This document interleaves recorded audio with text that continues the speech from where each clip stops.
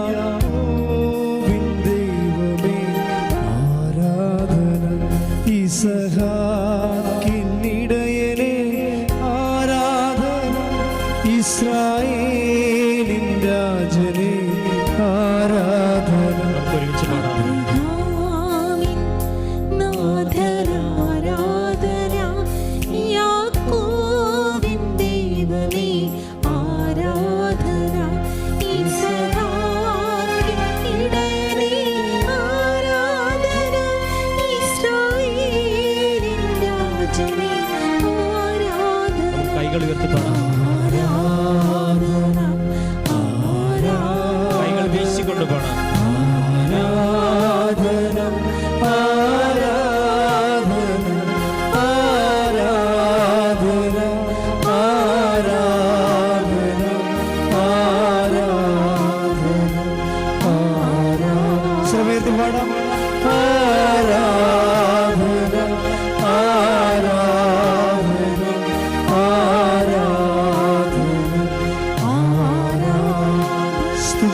Hallelujah, ഹല്ലേലൂയ, ഹല്ലേലൂയ, യേശുവേ സ്തുതി, ആരാധന, യേശുവേ മഹത്വം, ആരാധന, ആരാധന, ഹല്ലേലൂയ, യേശുവേ നന്ദി, ആരാധന, യേശുവേ മഹത്വം, ആരാധന, ആരാധന, ആരാധന,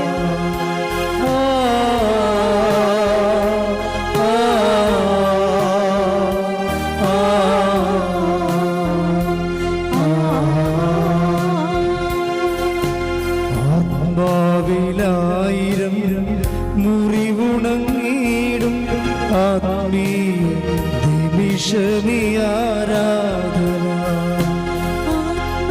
ആത്മാവിലായിരം മുറിവുണങ്ങിടും ആത്മീയ നിമിഷമേ ആരാധന.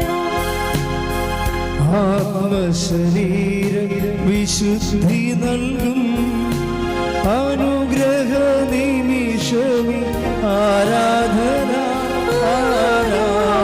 കൈകൾ വീശി ആരാധന, ആരാധന, ശക്തിയോട് ചേർന്ന് ആരാധന ആരാധന ആരാധന ആരാധന. സമയത്ത് പാടാം. ആരാധന ആരാധന ആരാധന ആരാധന. സ്തുതിക്കട്ടെ. ഹല്ലേലൂയ ഹല്ലേലൂയ ഹല്ലേലൂയ. യേശുവേ ആരാധന യേശുവേ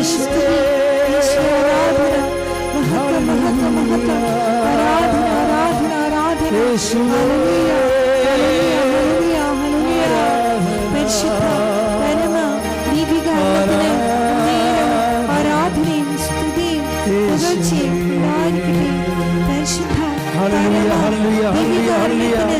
നേരവും ആരാധനയും സ്തുതിയും പുകഴ്ചയും ഉണ്ടായിരിക്കട്ടെ. പരിശുദ്ധ പരമ ദിവ്യകാരുണ്യത്തിന് നേരവും ആരാധനയും സ്തുതിയും പുകഴ്ചയും ഉണ്ടായിരിക്കട്ടെ. തുമ്പങ്ങളെല്ലാം മാറ്റുന്ന ദൈവം അടയുന്ന ദൈവീശനി ആരാധന. തുമ്പങ്ങളെല്ലാം അകറ്റുന്ന ദൈവം അണയുന്ന നിമിഷമേ ആരാധന. അലറുന്ന സാത്താനെ ആട്ടിയകറ്റും അഭിഷേക നിമിഷമി ആരാധന ആരാധന ആരാധന ആരാധന ആരാധന. സമയത്ത് പാടാം. ആരാധന ആരാധന ആരാധന ആരാധന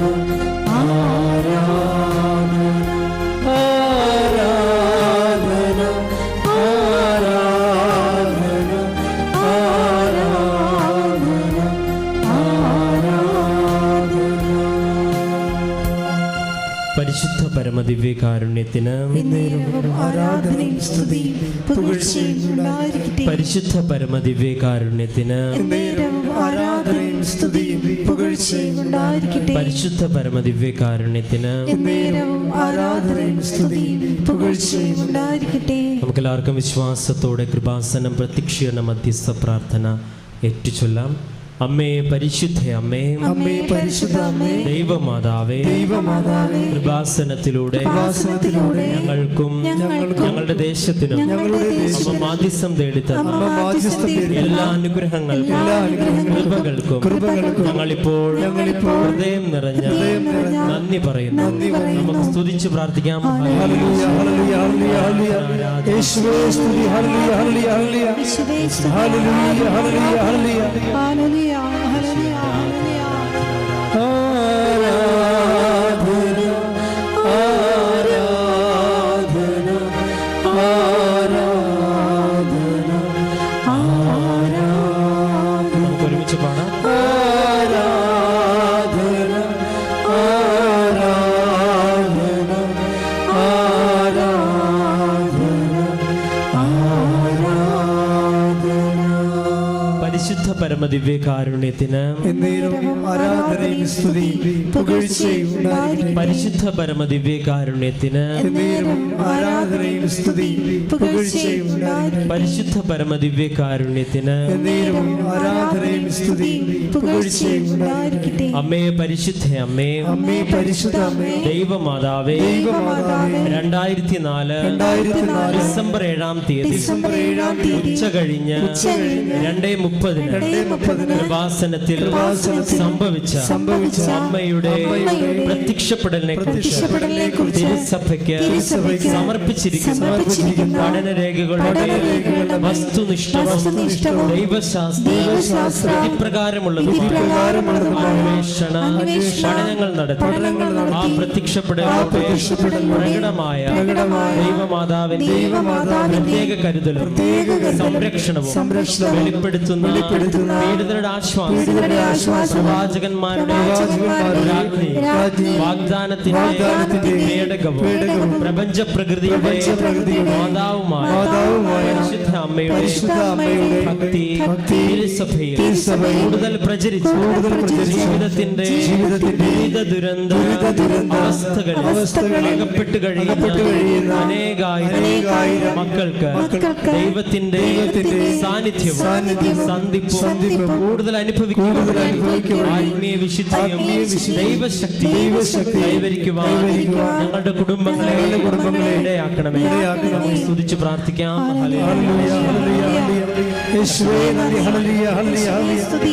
ആരാധന ആരാധന ഹല്ലേലൂയ ഹല്ലേലൂയ മഹത്വം മഹത്വം ഹല്ലേലൂയ ഹല്ലേലൂയ ഹല്ലേലൂയ യേശുവേ സ്തുതി ഹല്ലേലൂയ ഹല്ലേലൂയ ഹല്ലേലൂയ ഹല്ലേലൂയ ഹല്ലേലൂയ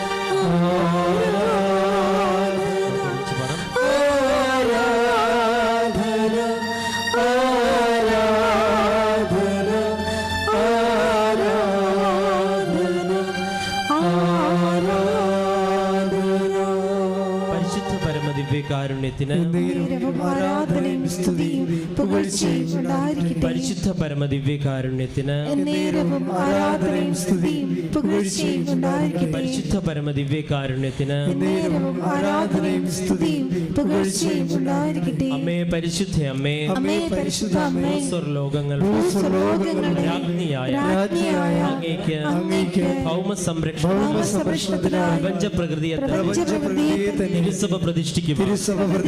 ഈ പ്രത്യക്ഷീകരണം വഴി ഇടയാക്കണമേ. പരിശുദ്ധ അമ്മേ ജപമാല മാതാവേ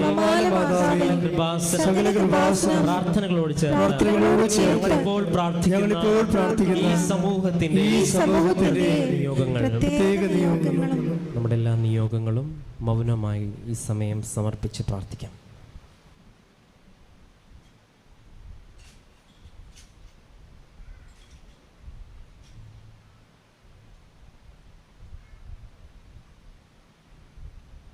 അമ്മയുടെ പ്രത്യക്ഷീകരണത്തിന്റെ ഈ അനുഗ്രഹവേളയിൽ ഞങ്ങൾക്ക് സാധിച്ചു തരുവാൻ ആമേൻ. നമുക്കെല്ലാവർക്കും ഈ സമയം ഒക്കെയും അഭിഷേകത്തിന്റെ സമയമായി മാറുവാനായിട്ട് ഇവിടെ എത്തിച്ചേർന്നിരിക്കുന്ന ഓരോ വ്യക്തികളും ഈ ആരാധനയിലൂടെ വലിയ ദൈവസ്പർശനത്തിൻ്റെ അനുഭവങ്ങൾ ലഭിക്കുവാൻ ഇത് പങ്കെടുക്കുന്ന ലക്ഷക്കണക്കിന് ആളുകൾ, അത് ഓൺലൈനിലും എവിടെ ഇരുന്നാണെങ്കിലും ആ പങ്കെടുക്കുന്നവർക്കൊക്കെ പരിശുദ്ധ അമ്മയുടെ സാന്നിധ്യത്തിൻ്റെയും ദിവ്യകാരുണ്യ അനുഭവത്തിൻ്റെയും വലിയ അനുഭവങ്ങൾ ഉണ്ടാകുവാൻ നമുക്കെല്ലാവർക്കും ഈ സമയം എഴുന്നേറ്റ് നിന്ന് കരങ്ങളടിച്ച് ഈ ഒരു ധ്യാനത്തിൻ്റെ അനുഭവം വലിയ ദൈവാനുഭവമായി മാറണമേ എന്ന് പ്രാർത്ഥിച്ചുകൊണ്ട് നമുക്ക് ആത്മീയമായിട്ടും നമ്മുടെ മനസ്സിനെയും ശരീരത്തിനെയും ഒക്കെ ഇനി ചെലവഴിക്കാൻ പോകുന്ന നിമിഷങ്ങളിലേക്ക് പൂർണ്ണമായിട്ട് ഒരുക്കി സ്തുതിച്ചുകൊണ്ടും ഗാനം ആലപിച്ചുകൊണ്ടും നമുക്ക് പ്രാർത്ഥിക്കാം. നമുക്ക് കരങ്ങളടിച്ച് പാടുന്ന പാട്ട് ഏറ്റവും പ്രാർത്ഥനയോടുകൂടി നമുക്ക് ആലപിക്കാം. ഹല്ലേലൂയ ഹല്ലേലൂയ നമ്മുടെ യേശു ജീവിക്കുന്നു. ഹല്ലേലൂയ ഹല്ലേലൂയ നമ്മുടെ യേശു ജീവിക്കുന്നു. കരങ്ങളടിച്ചുകൊണ്ട് സന്തോഷത്തോടെ ആരാധനയുടെ നിമിഷങ്ങളെല്ലാം സമർപ്പിച്ചുകൊണ്ട് ഈ സമയം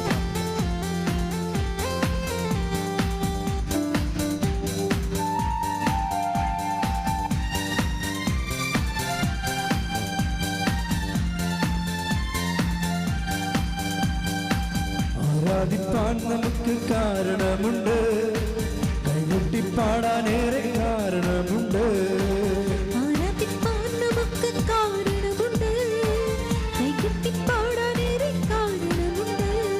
ഹല്ലേലൂയ ഹല്ലേലൂയ നമ്മുടെ യേശു ജീവിക്കുന്നു. ഹല്ലേലൂയ ഹല്ലേലൂയ നമ്മുടെ യേശു ജീവിക്കുന്നു.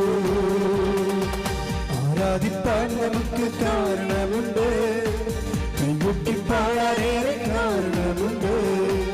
ആരാധിപ്പാൻ നമുക്ക് കാരണമുണ്ട്, കൈകൊട്ടിപ്പാടാനേറെ കാരണമുണ്ട്. സ്തുതിക്കട്ടെ. ഹല്ലേലൂയ ഹല്ലേലൂയ യേശുവേ നന്ദി, യേശുവേ നന്ദി. ഹല്ലേലൂയ യേശുവേ മഹത്വം, ആരാധന ആരാധന ഹല്ലേലൂയ ഹല്ലേലൂയ അഭിഷേകത്തിന് യേശുവേ നന്ദി, ആരാധന. യേശുവേ മഹത്വം, മഹത്വം. ഹല്ലേലൂയ, ഹല്ലേലൂയ, ഹല്ലേലൂയ. യേശുവേ ആരാധന. ഹല്ലേലൂയ, ഹല്ലേലൂയ, ഹല്ലേലൂയ, ഹല്ലേലൂയ. യേശുവേ കാലുകളേറെ കുറെ വഴുതിപ്പോയേ, ചോദിച്ചത് പോലും നിനച്ചതല്ല. കാലുകൾ ഒരിക്കലും ഉയരില്ല എന്ന് നിനച്ചു. എന്റെ ദിനവുകൾ ദൈവം മാറ്റി എഴുതി, പിന്നെ കാൽ വഴുതുവാൻ ഇടവന്നില്ല.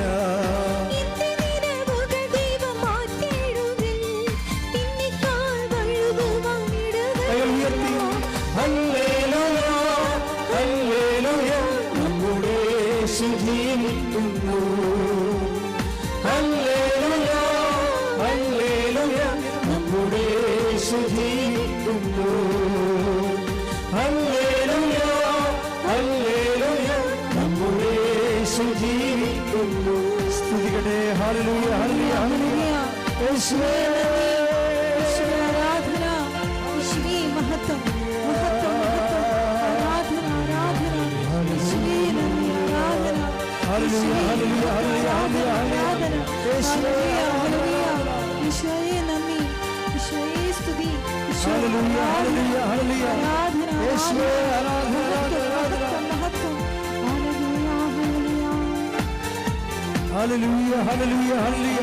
യേശുവേ നന്ദി, നന്ദി, നന്ദി. യേശുവേ ആരാധന, ആരാധന, ആരാധന. ഹല്ലേലൂയ, ഹല്ലേലൂയ, ഹല്ലേലൂയ, ഹല്ലേലൂയ, ഹല്ലേലൂയ. പരിശുദ്ധ പരമ ദിവ്യകാരുണ്യത്തിന് ആരാധനയും സ്തുതിയും പുകഴ്ചയും ഉണ്ടായിരിക്കട്ടെ. നിങ്ങൾ ദൈവതിരുസന്നിധി സന്തോഷമായിട്ടിരിക്കണം. സന്തോഷത്തിൻ്റെ കാരണം, പതിനായിരക്കണക്കിന് മനുഷ്യർ ജീവിതം തകർന്നപ്പോൾ അവർ ജീവിതം കണ്ടെത്തിയ ദൈവം അവർക്ക് കൈനീട്ടിക്കൊടുത്ത സ്വർഗത്തിൻ്റെ വാതിൽപ്പടിയിലാണ് നിങ്ങൾ ഇരിക്കുന്നത്. കൈയടിച്ച് ശ്രുതിക്കട്ടെ. ഹല്ലേലൂയ, ഹല്ലേലൂയ, ഹല്ലേലൂയ, ഹല്ലേലൂയ. യേശുവേ നന്ദി. ഹല്ലേലൂയ, ഹല്ലേലൂയ. ആരാധന, ആരാധന, ആരാധന, അങ്ങേയ്ക്ക് ആരാധന. ആരാധന, ആരാധന, ആരാധന, അങ്ങേയ്ക്ക് ആരാധന. നിങ്ങൾക്ക് ഒരു ഗതിയും പരഗതിയുമില്ല, ഒരെത്തും പിടിയും കിട്ടണില്ല. മുമ്പിൽ ഖേവോസ് ആണെന്ന് വിചാരിക്കുക. ഖേവോസ് എന്ന് പറയുന്നത് എന്താ? അതായത് ആദിഭൂമിയുടെ ഒരവസ്ഥയില്ലേ? ആദിഭൂമി, കർത്താവ് ആകാശം ഭൂമി സൃഷ്ടിച്ചു. ഭൂമി രൂപരഹിതമായിരുന്നു. ആഴത്തിൻ്റെ മീതെ അന്ധകാരം വ്യാപിച്ചിരുന്നു. അപ്പോൾ ആഴമുണ്ട്, അന്ധകാരമുണ്ട്, ഒരു സംഭവം കൊണ്ട് ജലം. അപ്പോഴാണ് നമുക്ക് ഇനി മുന്നോട്ട് ആഴവും അന്ധകാരവും ജലവും പ്രളയവും ആയിക്കഴിഞ്ഞാൽ നിന്ന പട്ടത്തിന് നിൽക്കാനേ പറ്റത്തുള്ളൂ. ചിലപ്പോൾ ജലം വന്ന് നമ്മളവിടെ മുക്കി ഈ ആഴത്തിലേക്ക് വലിച്ചിട്ട് പോയെന്നും വരും. ഈ ടൈം ഭയങ്കര സീരിയസ് ടൈമാണ്. ഈ ഒരു സീരിയസ് ടൈമിലാണ് നമുക്ക് ചുറ്റും വെള്ളം കയറുകയും നമ്മുടെ ചുറ്റും അന്ധകാരം നിറയുകയും ചെയ്യുന്ന അവസ്ഥ. കടമാകാം, രോഗമാകാം, ജോലി നഷ്ടപ്പെട്ട അവസ്ഥയാകാം, പല പ്രാവശ്യം എഴുതിയ പരീക്ഷയാകാം. ഇനി എന്ത് ചെയ്യണമെന്ന് ആർക്കും അറിയാൻ പാടില്ലാതെ ഇരിക്കുകയും നമ്മൾ പലരെയും ഫോൺ വിളിച്ചിട്ട് നമ്മുടെ നമ്പരാണെന്ന് കണ്ടിട്ട് അവർ മനഃപൂർവ്വം നമ്മുടെ നമ്പർ എടുക്കാത്ത സമയം വരും. അത് നിങ്ങൾക്ക് എല്ലാവർക്കും ഫീൽ ചെയ്തിട്ടുള്ള കാര്യമാണ്. നിങ്ങളൊരു പരിങ്ങലിലാണെന്ന് കണ്ടാൽ പിന്നെ നമ്മുടെ നമ്പർ ആരും എടുക്കത്തില്ല, റിങ് ചെയ്തുകൊണ്ടിരിക്കും. അപ്പോൾ നമ്മൾ വിചാരിക്കും റിങ് ചെയ്യുന്നുണ്ട്, ആളില്ലാഞ്ഞിട്ടായിരിക്കും എന്നല്ല. അങ്ങനെയല്ല, അയാളവിടെ ഉണ്ട്. നിങ്ങളുടെ നമ്പർ കാണാം അയാൾക്ക്. അയാൾ നമ്പർ കട്ട് ചെയ്താൽ നിങ്ങൾ അറിയാത്തതുകൊണ്ട് ന്യൂട്രായിട്ട് അയാൾ നിങ്ങളെ സ്കൂട്ട് ചെയ്യണമാണ് സംഭവം, ഒഴിവാക്കണത്. ഇതിനാണ് കേവോസ് എന്ന് പറയുന്നത്. നിങ്ങളുടെ ഏറ്റവും നിങ്ങൾ ആശ വെച്ചവരും പ്രതീക്ഷ വെച്ചവരും നിങ്ങളുടെ കോൾ എടുക്കാതിരിക്കുന്ന സമയത്തിനാണ് ആധുനിക ഭാഷയിൽ കെയോസ് എന്ന് പറയണത്. ഇങ്ങനെ ഒരു സാഹചര്യത്തിലൂടെയാണ് നീ പോകുന്നതെങ്കിലും നിൻ്റെ കോള് ഏത് സമയത്തും എടുക്കുന്ന ഒരാളുണ്ട്. അയാളുമായിട്ടാണ് നമ്മൾ ഉടമ്പടി ചെയ്യാൻ വേണ്ടി വിളിക്കപ്പെട്ടിരിക്കുന്നതോ ഉടമ്പടിയിലായിരിക്കണത്. കൈയടിച്ച് ശ്രദ്ധിക്കട്ടെ. ഹല്ലേലൂയ ഹല്ലേലൂയ ഹല്ലേലൂയ ഹല്ലേലൂയ ഹല്ലേലൂയ. യേശുവേ നന്ദി. ഹല്ലേലൂയ. ആരാധന ആരാധന ആരാധന അങ്ങേയ്ക്ക് ആരാധന ആരാധന ആരാധന ആരാധന അങ്ങേയ്ക്ക് ആരാധന. നമ്മളെ ചോര മണക്കുന്ന ഒരു സമയമുണ്ട്, അല്ലെങ്കിൽ നമ്മളെ മൂത്രം മണക്കുന്ന ഒരു സമയമുണ്ട്, നമ്മുടെ സെക്രീഷൻസൊക്കെ നമ്മളെ മണക്കുന്ന ഒരു സമയമുണ്ട്.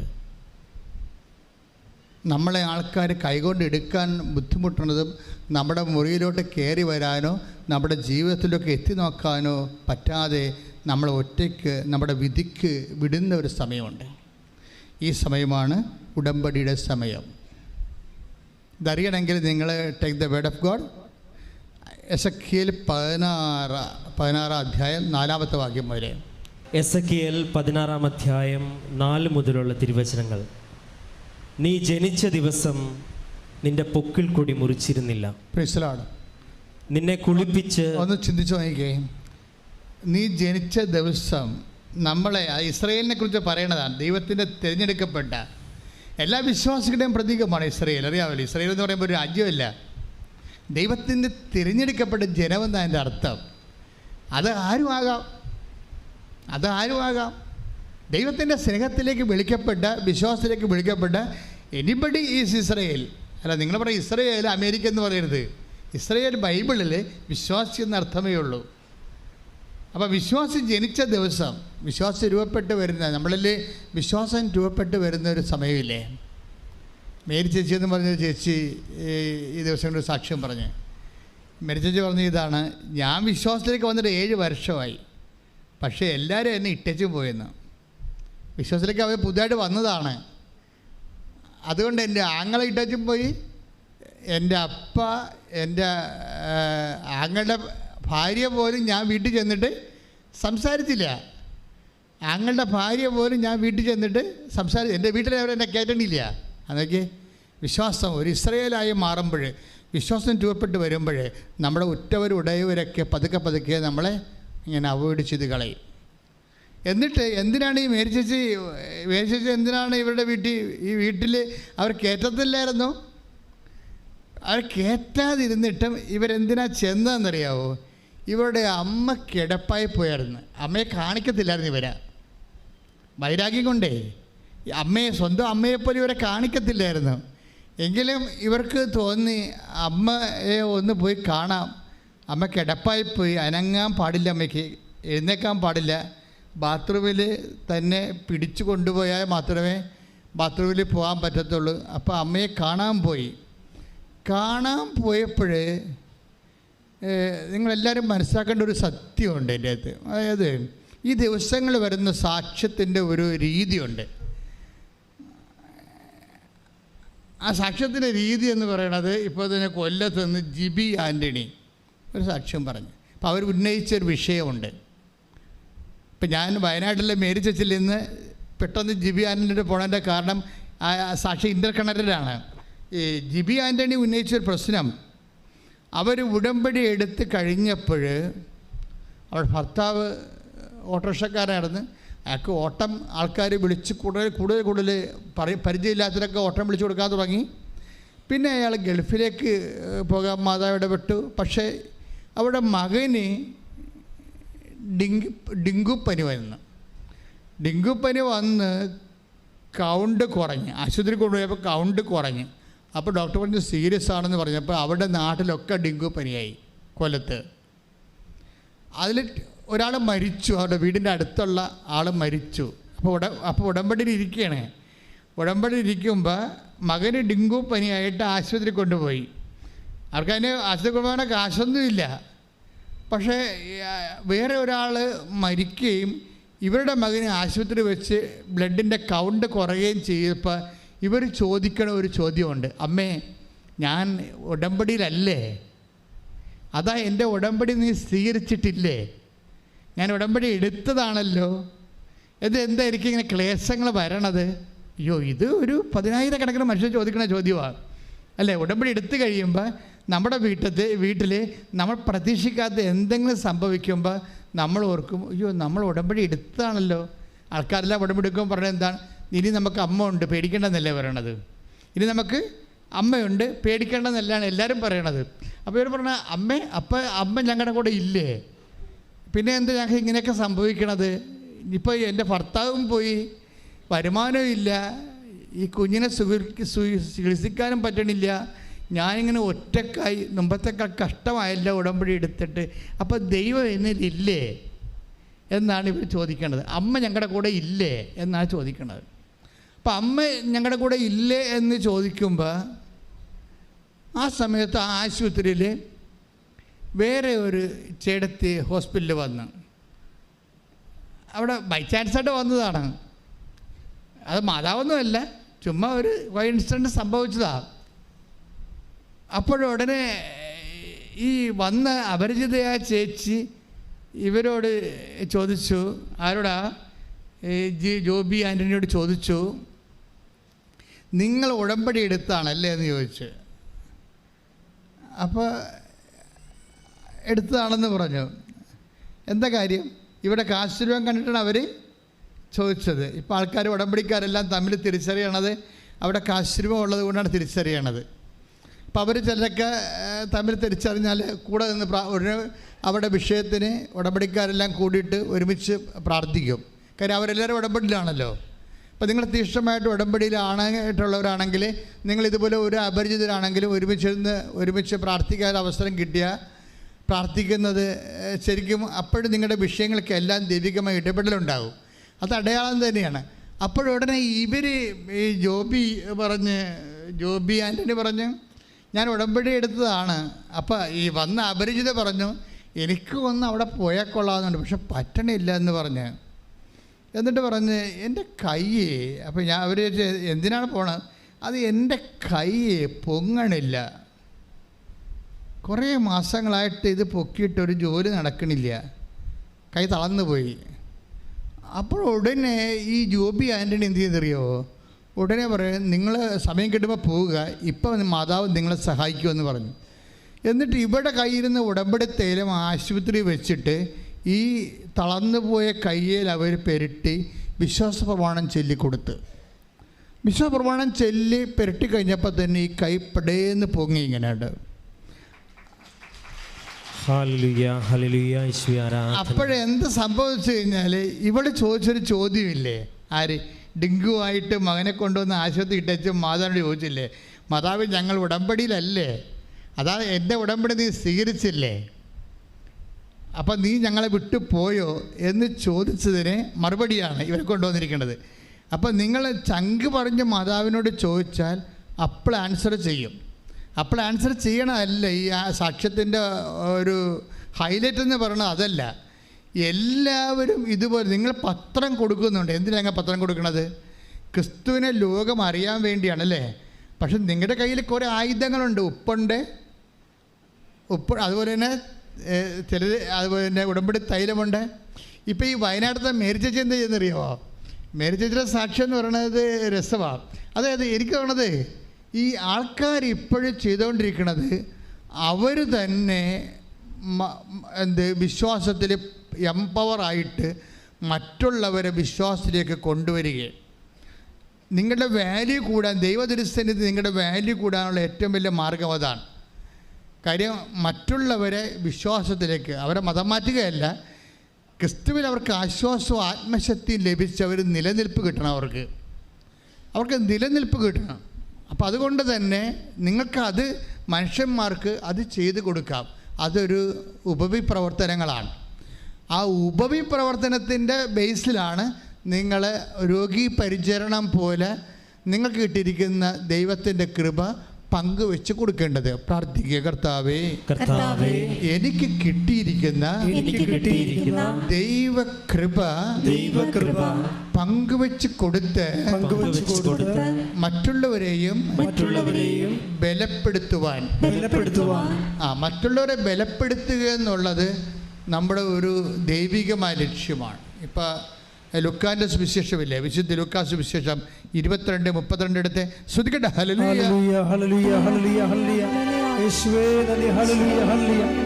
ലൂക്ക എഴുതിയ സുവിശേഷം 22-ാം അധ്യായം 32-ാമത്തെ വാക്യം. ലൂക്ക 22:32.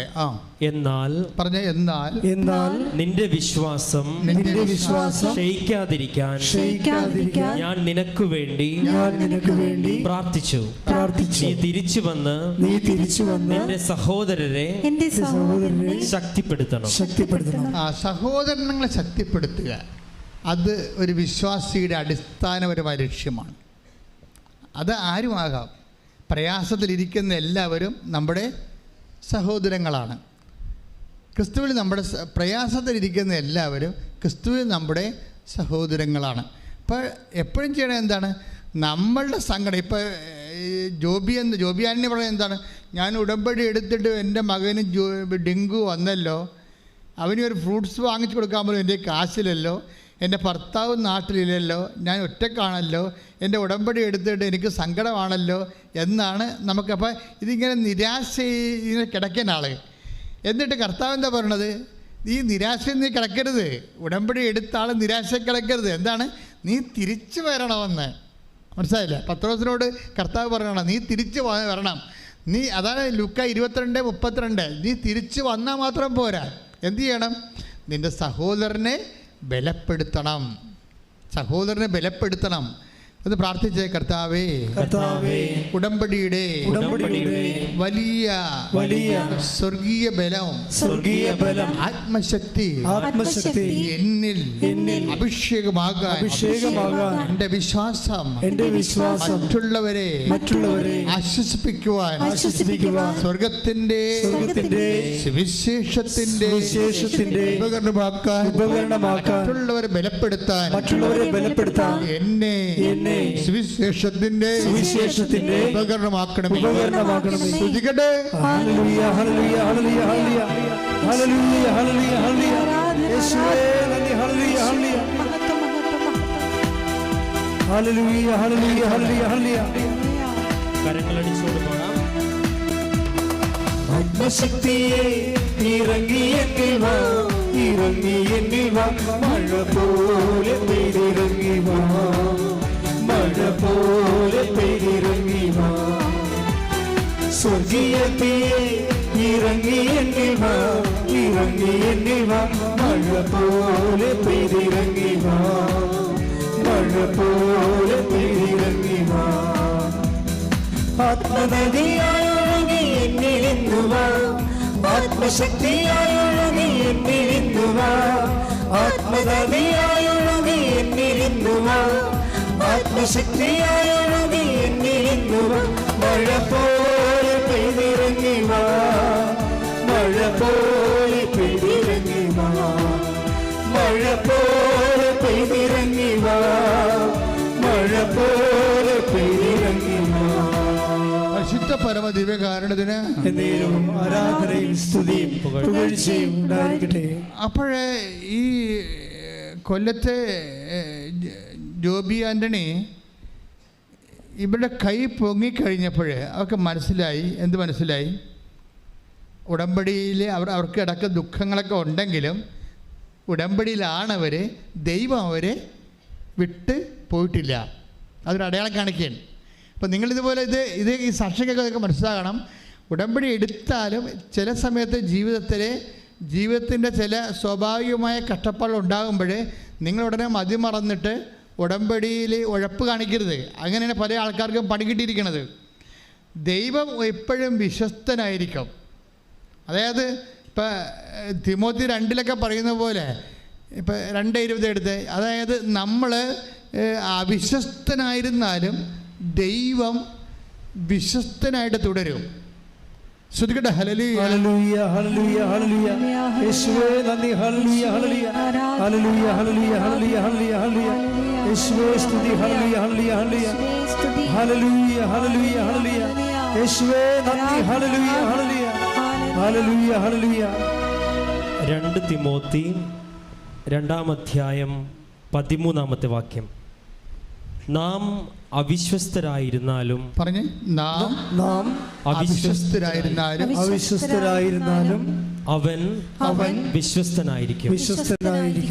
ഇത് ഉടമ്പടിക്കാരെല്ലാം മനസ്സിലാക്കേണ്ട സംഭവമാണ്. അല്ല ജോബിയാനിയെ പോലെ പെട്ടെന്ന് എന്തെങ്കിലും ഒരു സംഭവം നടക്കുമ്പോൾ തന്നെ ദൈവം എന്നെ കൈവിട്ടെന്നും പറഞ്ഞ് കണ്ണക്കിടരുത്. ദൈവം സ്റ്റാറ്റസ് കീപ്പ് ചെയ്യും. നമ്മളാണ് ഇത് നമ്മളോട് പറയും, നീ തിരിച്ചു വരാൻ പറയും. ദൈവമല്ല തിരിച്ചു വരേണ്ടത്. ലുക്ക 22:32 എഴുതിയിരിക്കുന്നത് എന്താണ്? ദൈവമല്ല തിരിച്ചു വരേണ്ടത്, പിന്നെന്താണ്? നീ തിരിച്ചു വരണം. നീ തിരിച്ചു വന്നിട്ട് എന്ത് ചെയ്യണം? നീ ബലപ്പെടാൻ വേണ്ടി മറ്റുള്ളവരെ ബലപ്പെടുത്തണം. മനസ്സിലായില്ലേ? ഇപ്പം നിങ്ങൾ ഉടമ്പടിയിൽ ഇപ്പം ഒരു വീണ് പോയെങ്കിലും നീ ദൈവമല്ല തിരിച്ചു വരണം. ദൈവം അവിടെ വിശ്വസ്തനായിട്ടുണ്ട്. നമ്മൾ തിരിച്ചു വരണം. തിരിച്ചു വന്നിട്ട് എന്ത് ചെയ്യണം? മറ്റുള്ളവരെ ബലപ്പെടുത്തി. തിരിച്ചു വരിക എന്ന് വെച്ചിട്ട് എന്തിനാണ്? തിരിച്ചു വന്നിട്ട് നമ്മൾ പ്രാർത്ഥിച്ചുകൊണ്ട് ഇരുട്ട് മുറുകിയിരിക്കുകയല്ല. നമ്മളെ ബലപ്പെടാൻ വേണ്ടി മറ്റുള്ളവരെ ബലപ്പെടുത്തണം. അത് ഭയങ്കരമായ ഒരു ഫോർമുലയാണ്. നിങ്ങളിൽ പലയാളുടെ ആൾക്കാരുടെ കാര്യങ്ങൾ നടക്കാത്തത് മറ്റുള്ളവരുടെ കാര്യത്തിൽ നിങ്ങൾക്ക് 0 ഇൻട്രസ്റ്റ് ആണ്. അതാണ് പ്രശ്നം. നിങ്ങൾക്ക് താല്പര്യമില്ല. മറ്റുള്ളവർ വിശ്വാസം സ്വീകരിക്കേണ്ട കാര്യം നിങ്ങൾക്ക് താല്പര്യമില്ല. നിങ്ങളെപ്പോഴും നോക്കണം, നിങ്ങൾക്ക് IELTS പാസ്സായാൽ, നിങ്ങളുടെ റിസൾട്ട് കൂടിയാൽ, നിങ്ങൾക്ക് വസ്തു വാങ്ങാൻ ആൾ വന്നോ, നിങ്ങൾക്ക് ലോൺ അനുഭവിക്കാൻ വല്ല മാർഗമുണ്ട്, അപ്പോൾ നിങ്ങൾ എന്ന് മാത്രമേ ചിന്തിക്കുന്നുള്ളൂ. മറ്റുള്ളവരെ ബലപ്പെടുത്തുന്നതിലൂടെയാണ്. ഇനി പച്ചക്ക് പറയാം, ഉടമ്പടി നമ്മൾ എടുക്കുന്നത് നമ്മൾക്ക് വേണ്ടിയും മറ്റുള്ളവർക്ക് വേണ്ടിയും കൂടിയാണ്. അതാണ് എൻ്റെ വിഷയം. നമ്മൾ ഉടമ്പടി എടുക്കുന്നത് എന്തിനാണ്? നമുക്ക് വേണ്ടി മാത്രമല്ല, മറ്റുള്ളവരെ ബലപ്പെടുത്താൻ പ്രാർത്ഥിക്കുക. കർത്താവേ എൻ്റെ ഉടമ്പടിയിലൂടെ ഞാൻ മറ്റുള്ളവരെയും ബലപ്പെടുത്താൻ എനിക്ക് പ്രത്യേക ആത്മശക്തി നൽകണമേ. എനിക്ക് പ്രത്യേക ആത്മശക്തി നൽകണമേ. അത് ആത്മശക്തി വേണമല്ല. കാര്യം വെച്ച് കഴിഞ്ഞാൽ ആത്മശക്തി ഇല്ലെങ്കിൽ ഇപ്പം തന്നെ വയനാട്ടിലെ മേരി ചേച്ചി എന്താ വീട്ടിൽ നിന്ന് ഇറക്കി വിട്ടവരെ അമ്മ ക്ഷീണമായിട്ട് പോലും ആങ്ങളെ കാണിക്കത്തില്ലെന്ന് പറഞ്ഞിരിക്കുകയാണ്. അങ്ങനെയുള്ള സമയത്ത് ആങ്ങളവിടെ ഇല്ലാത്ത തക്കം നോക്കിയാണ് ഇവർ വീട്ടിൽ പ്രവേശിക്കണത്. സ്വന്തം അമ്മേനെ കാണാനാണ് ചെയ്യണത്. അവിടെ ചെന്നപ്പോൾ നാത്തൂൻ പറഞ്ഞ് അമ്മ എഴുന്നേക്കത്തില്ല. അമ്മ എഴുന്നേറ്റിട്ട് മാസങ്ങളായി ബാത്റൂമിൽ പോകാൻ സമയത്ത് പിടിച്ചോണ്ട് പോകണമെന്ന്. അപ്പോൾ നാത്തൂൻ ഇവർക്കൊരു കാപ്പി എടുക്കട്ടെന്ന് പറഞ്ഞുകൊണ്ട് അടുക്കളയിൽ പോയ സമയത്ത് രഹസ്യത്തിൽ ഇവർ ഉടമ്പടി തൈലം എടുത്തിട്ട് അമ്മയുടെ നെറ്റി കുറിച്ചിടും, വിശ്വപ്രമാണം ചൊല്ലി. ഇവർ നോക്കി നിൽക്കുമ്പോൾ കുറേ സമയത്ത് കഴിയുമ്പോൾ അമ്മ തന്നെ എഴുന്നേറ്റ് എന്നെ കാണാം. എനിക്ക് തോന്നുന്നത് ഇപ്പോൾ 2024 ആയപ്പോൾ ഉടമ്പടിയിലൂടെ ദൈവം വേറെ ഒരു ഫേസിലേക്ക് ഇതിനെ കൊണ്ടുപോവുകയാണ് ശരിക്കും. കാര്യം നിങ്ങൾ വഴി നിങ്ങളുടെ സഹോദരങ്ങളെ ബലപ്പെടുത്തുന്നതിലൂടെ ദൈവത്തിൻ്റെ തിരുസന്നിധിയിൽ മൂല്യവത്തായ ഒരു വ്യക്തിയായിട്ട് ദൈവം നിങ്ങളെ ഉയർത്തിയിരിക്കുന്നു. കൈ ഇടിച്ച് കർത്താവ്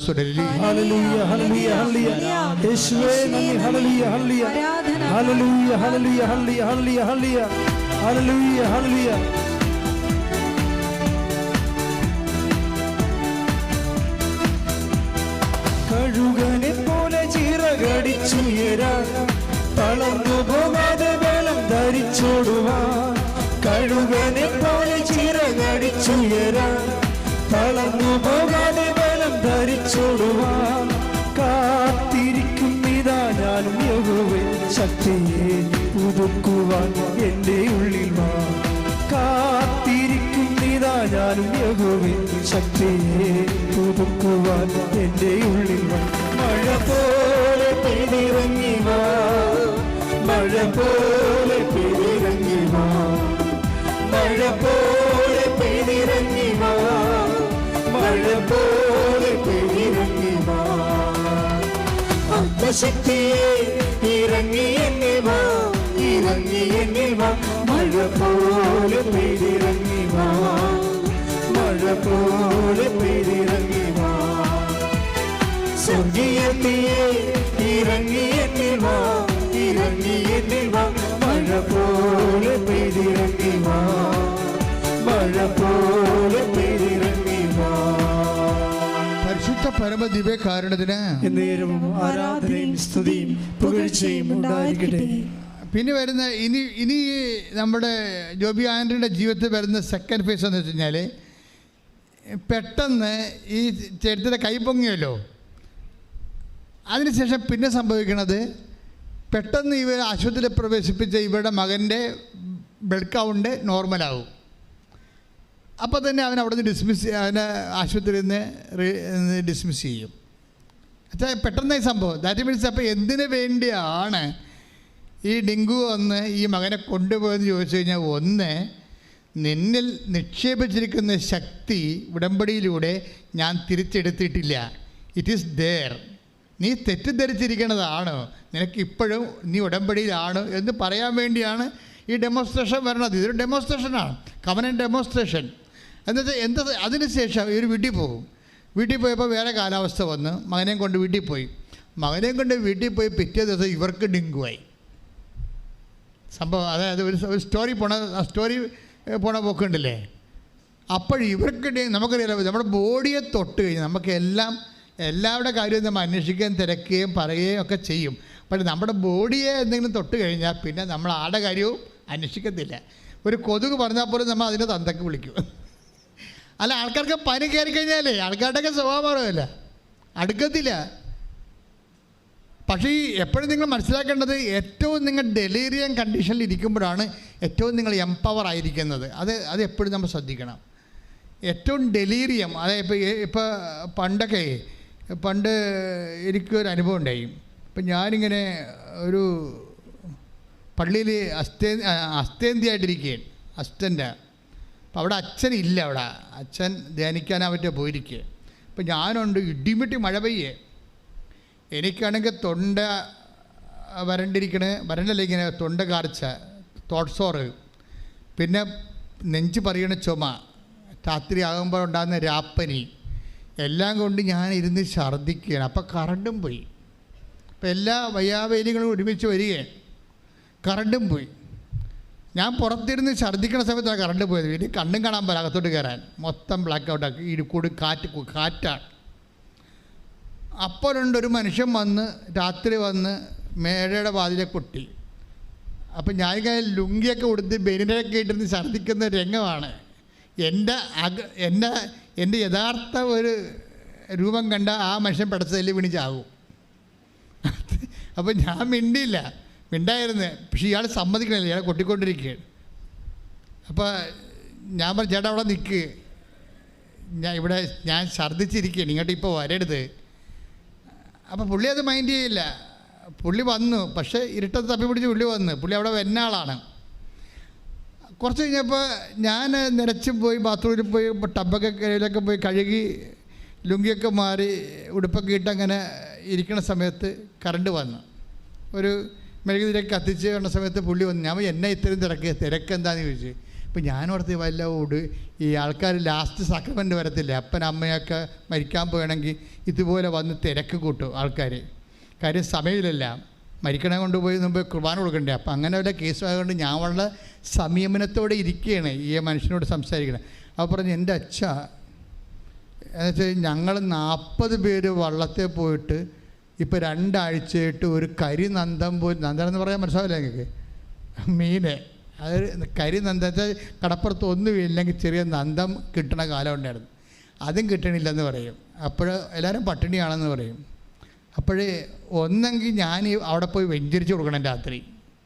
അവിടെയൊക്കെ ഇരിക്കുമ്പോൾ അങ്ങനെയാണ് എൻ്റെ രീതികൾ.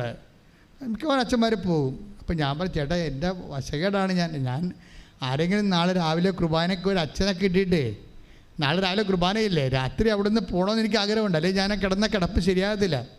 അപ്പോൾ ഏതെങ്കിലും ഹോസ്പിറ്റലിൽ പോയി അഡ്മിറ്റ് ചെയ്യണമെന്നുണ്ട്. പക്ഷേ അച്ഛനെ വിളിച്ചിട്ട് പണ്ടത്തെ ഈ കറക്കണ ഫോണല്ലേ, കാറ്റുമാണ്, അപ്പോൾ എടുക്കുമ്പോൾ അച്ഛന്മാരെ കിട്ടത്തില്ല. അപ്പോൾ അങ്ങനെ ഒരു അവസ്ഥയിൽ ഞാനിങ്ങനെ ഈ തളർന്ന് ഇതിമേ കുത്തി കറക്കിക്കൊണ്ടിരിക്കുകയാണ്. ഞാൻ ചേട്ടാ ഒരു അച്ഛനെ കിട്ടിയിട്ട് വേണം എനിക്ക് രാത്രി ഇവിടുന്ന് ആശുപത്രിയിൽ പോകാൻ. അതാണ് അവസ്ഥ. അപ്പോൾ അച്ഛൻ എന്നോട് പറഞ്ഞു, അച്ഛാ എന്തെങ്കിലും ഒന്ന് വെഞ്ചരിച്ച് തരാൻ പറഞ്ഞു.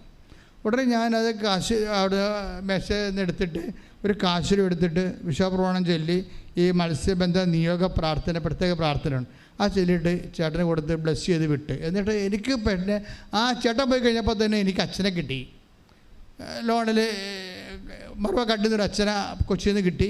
ഞാൻ അച്ഛനെ ഏൽപ്പിച്ച് വെച്ചാൽ എപ്പോൾ ഞാൻ വരുമെന്നറിയത്തില്ല, എത്ര ദിവസം കിടക്കേണ്ടി വരുമെന്ന് അറിയത്തില്ല, അച്ഛൻ വന്ന് കുർബാന ചൊല്ലി കൊടുക്കണമെന്ന് പറഞ്ഞ് അച്ഛനേറ്റ് ഞാൻ രാത്രി ഓട്ടോറിക്ഷ എടുത്ത് പോവുകയും ചെയ്തു. ഞാൻ പിന്നെ വന്നെ 2 ആഴ്ച കഴിഞ്ഞിട്ടാണ് കിടന്നു പോയി. 2 ആഴ്ച കഴിഞ്ഞിട്ടാണ് ഞാൻ വരണത്. 2 ആഴ്ച കഴിഞ്ഞിട്ട് വരുമ്പോൾ പിറ്റേ ദിവസം ഈ ചേട്ടൻ വന്നു. അപ്പോൾ ഞാനോട് കർത്താവേ പഴയ ദുരിതം പറയാൻ വേണ്ടി വരികയാണ്. അപ്പോൾ പുള്ളി ഭയങ്കര ഹാപ്പിയാണ്. ഞാൻ പറഞ്ഞ് അപ്പോൾ ഞാൻ പിന്നെ ചേട്ടാ സന്തോഷമാണ്. ആ സന്തോഷം അന്ന് തന്നെ രക്ഷപ്പെട്ടെന്ന് പറഞ്ഞു. കാര്യം ഈ കാശുരം കൊണ്ട് കെട്ടുകയും പുള്ളി കൊണ്ടുപോയി പിറ്റേ ദിവസം പോയി വങ്കടയെന്ന് പറഞ്ഞൊരു വലിയ മത്സ്യമുണ്ട്, അതിൻ്റെ ഒരു കൂട്ടത്തിന് കടലിൽ അടിച്ചത് മൊത്തം അന്നത്തെ 40,000 രൂപ കിട്ടി. 93 ഈ കാലഘട്ടം. ഇപ്പോൾ എത്രയായി? ഇപ്പം 30 കൊല്ലമായില്ലേ? 30 കൊല്ലം മുമ്പ് 40,000 രൂപ കിട്ടിയാൽ അത് വലിയ ഒരു കിട്ടലാണ്. അതിനുശേഷം അവർക്ക് പിന്നെ അരിമുട്ടിയിട്ടില്ല. അപ്പം ഞാൻ മനസ്സിലാക്കിയ സത്യം എന്താ വെച്ച് കഴിഞ്ഞാൽ, ഞാൻ വയ്യാണ്ടിരുന്ന് 0 ആയിട്ട് തകർന്നിരുന്ന സമയത്താണ് ഈ സംഭവം ചെയ്തിരിക്കുന്നത്. അന്ന് മുതൽ ഞാനൊരു കാര്യം പഠിച്ചു. എന്താ വെച്ചാൽ ഇതിനിടയ്ക്ക് എനിക്ക് പണ്ട് വലിവ് വരുമായിരുന്നു. ഇപ്പോഴാണ് ഞാൻ വലിവൊന്നും വരാത്തത്. വലിവ് ഇങ്ങനെ വന്നത് അത് കുഞ്ഞുനാളും വരെ ഉള്ളതാണ്. വലിവ് ഇങ്ങനെ വരും. വലിവ് വന്നാൽ പിന്നെ അത് പോകത്തില്ല. അപ്പോൾ വലിവ് വന്ന് ആശുപത്രി കട്ടിലേൽ മേടെ കിടക്കുകയായിരിക്കും. പക്ഷെ കിടന്നാലും ആൾക്കാർ ഒളിച്ചും പാത്തും ഒക്കെ ഒരു വാതിൽ തുറന്ന് അപ്പം തന്നെ ചാടി അകത്ത് കയറിയിട്ട് അച്ഛ ഭാര്യനെ ആശുപത്രി കൊണ്ടുപോകണമെന്നൊക്കെ പറയും, വേറെ പിടിച്ച് പ്രാർത്ഥിക്കാനൊക്കെ പറയും. പക്ഷേ എനിക്ക് വലിവാണെന്നൊക്കെ പറഞ്ഞാൽ അവർ അംഗീകരിക്കത്തില്ല. കാര്യം അവരെ സംബന്ധിച്ചിടത്തോളം അത് വേറെ ഒരു വിശ്വാസമാണത്. അപ്പം ഞാനത് പ്രാർത്ഥിച്ച് കൊടുക്കും. കിടന്നാലും കിടന്നുകൊണ്ട് പ്രാർത്ഥിച്ച് കൊടുക്കും. കാര്യം വെച്ച് കഴിഞ്ഞാൽ ഇതെന്താ പ്രശ്നം വെച്ച് കഴിഞ്ഞാൽ, നമ്മൾ എന്തുമാത്രം അവശരാകുന്നുവോ അത്രയും ഒരു ദൈവ വേലക്കാരൻ്റെ പവർ കൂടിക്കൊണ്ടിരിക്കും. വിശ്വാസിയുടെ ഒരു ഗുണം അതാണ്. അത് നിങ്ങളെപ്പോഴും നമ്മൾ ശ്രദ്ധിക്കണം. അതുകൊണ്ടാണ് വചനം പറയണത് ബലഹീനതയിലാണ് ദൈവത്തിൻ്റെ അതിന് 2 Corinthians 12:9 എടുത്ത് ശ്രദ്ധിക്കട്ടെ. ഹല്ലേലൂയ ഹല്ലേലൂയ ഹല്ലേലൂയ ഹല്ലേലൂയ യേശുവേ നന്ദി. ഹല്ലേലൂയ ഹല്ലേലൂയ ഹല്ലേലൂയ ഹല്ലേലൂയ ഹല്ലേലൂയ ഹല്ലേലൂയ ഹല്ലേലൂയ യേശുവേ സ്തുതി. ഹല്ലേലൂയ ഹല്ലേലൂയ ഹല്ലേലൂയ ഹല്ലേലൂയ ഹല്ലേലൂയ ഹല്ലേലൂയ ഹല്ലേലൂയ. 2 Corinthians 12:9 എന്നാൽ അവിടുന്ന് എന്നോട് അരുൾ ചെയ്തു. പറഞ്ഞേ, എന്നാൽ അവിടുന്ന് എന്നോട് അരുൾ ചെയ്തു. ഏറ്റു പറഞ്ഞേ, എന്നാൽ അവിടുന്ന് എന്നോട് അരുൾ ചെയ്തു, നിനക്കെന്റെ കൃപ മതി. നിനക്കെന്റെ കൃപ മതി. എന്തെന്നാൽ ബലഹീനതയിലാണ് എന്റെ ശക്തി പൂർണ്ണമായി പ്രകടമാകുന്നത്. ഇതാണ് വെച്ചാൽ എന്തെന്നാൽ പറഞ്ഞേ, എന്തെന്നാൽ നിനക്കെന്റെ കൃപ മതി. എന്താ പ്രോബ്ലം വെച്ചാൽ നമുക്ക് ചിലപ്പോൾ കടങ്ങളുണ്ടാകാം. ചിലപ്പോൾ നമ്മുടെ വീട് മൂന്ന് പറമ്പും ജപ്തി നടപടി വന്നിരിക്കുകയായിരിക്കാം. അപ്പോഴും ദൈവം പറയും, മൈ ഗ്രേസ് ഈസ്, നിൻ്റെ വീട് ചിലപ്പോൾ പോകുമായിരിക്കും, പക്ഷേ my grace is sufficient for you. ഇത് മനസ്സിലായി? ഇത് നിങ്ങൾ ഈ തന്ത്രം പഠിക്കണം. ഇതൊരു ഭയങ്കര, അതായത് ചിലപ്പോൾ നിൻ്റെ വീട് പോകുമായിരിക്കും, പക്ഷേ my grace is sufficient for you എന്ന് വെച്ചാൽ നിനക്കെൻ്റെ കൃപ മതിയാവും. കാര്യം ഇത്തരം 10,000 വീടുകൾ തിരിച്ചു തരാൻ കഴിവുള്ളതാണ് ദൈവത്തിൻ്റെ കൃപ. കൈയടിച്ച് ശ്രദ്ധിക്കട്ടെ. ഹല്ലേലൂയ ഹല്ലേലൂയ ഹല്ലേലൂയ ഹല്ലേലൂയ യേശുവേ നന്ദി. ഹല്ലേലൂയ ഹല്ലേലൂയ. എന്റെ കൃപ നിനക്കു മതി, കർത്താവിൻ തിരുവചനം. എന്റെ കൃപ നിനക്കു മതി, കർത്താവിൻ തിരുവചനം. അനശ്വരമായ വചനമതേ അതിശയമായി നടത്തിടുന്നു. അനശ്വരമായ വചനമതേ അതിശയമായി നടത്തിടുന്നു. കൃപയാലേ കൃപയാലേ കൃപയാൽ അനുദിനവും, കൃപയാലേ കൃപയാലേ കൃപയാൽ അനുദിനവും. പരിശുദ്ധ പരമദിവ്യകാരണത്തിന് ആരാധനയും സ്തുതിയും പുകഴ്ചയും ഉണ്ടായിരിക്കട്ടെ. അതുകൊണ്ട് എൻ്റെ മക്കൾ മനസ്സിലാക്കേണ്ട ഒരു വിഷയമുണ്ട്. നിങ്ങളെ പ്രാർത്ഥിക്കേണ്ട സബ്ജക്റ്റ് ഞാൻ പറഞ്ഞുതരാം. നിങ്ങളെ പ്രാർത്ഥിക്കേണ്ടത് ക്ലേശകാലത്ത് മിനിമം കൃപ നിലനിർത്തി കിട്ടാൻ വേണ്ടി പ്രാർത്ഥിക്കണം. മനസ്സിലായില്ലേ? ക്ലേശകാലം എന്ന് പറഞ്ഞത് അത് ബിബ്ലിക്കലി സ്പീക്കിംഗ് ടെമ്പററി ടൈമാണത്. ഒരു കുറച്ച് കാലമേ ഉണ്ടാകത്തുള്ളത്, അതങ്ങനെ മാറിപ്പോവും. ദൈവം ഒരിക്കലും എപ്പോഴും നമ്മളിങ്ങനെ ഇട്ട് കഷ്ടപ്പെടുത്തത്തില്ല. ഇപ്പോൾ ഏത് ടൈം വരും, നിങ്ങളുടെ വിശ്വാസത്തെ ഉജ്ജ്വലിപ്പിക്കും, നിങ്ങളുടെ വിശ്വാസ കൈമാറ്റത്തെ പ്രജ്വലിപ്പിക്കും, എന്നിട്ട് അതിൻ്റെ ഡ്യൂട്ടി പൂർത്തിയാക്കിയിട്ട് ആ കാലം മാറിപ്പോവും. പിന്നെ നിങ്ങളുടെ എംപവറിങ്ങിൻ്റെ കാലം വരും. പക്ഷേ ഈ ക്ലേശകാലത്ത് മര്യാദയ്ക്ക് കൈകാര്യം ചെയ്യാൻ പറ്റുന്നില്ലെങ്കിൽ നമ്മൾ അവിശ്വസ്തരായിട്ട് മാറും. ഈ ക്ലേശകാലത്തിൻ്റെ ഉദ്ദേശം നമ്മുടെ ഫിഡലിറ്റി ചെക്ക് ചെയ്യുകയാണ്. നമ്മുടെ കപ്പാസിറ്റി, നമ്മളുടെ ഒരു ആധ്യാത്മിക കപ്പാസിറ്റി എപ്പോഴും ഇങ്ങനെ ചെക്ക് ചെയ്തുകൊണ്ടിരിക്കും. കാര്യം കൃപയെന്ന് പറഞ്ഞാൽ എന്താണ്? 2 Corinthians 12:9 അനുസരിച്ചുകൊണ്ട് ശക്തിയാണ്. ദൈവത്തിൻ്റെ ശക്തിയാണ്. ഈ ശക്തി ബൈബിളിൽ കപ്പാസിറ്റി എന്ന് പറയും, കഴിവാണ്.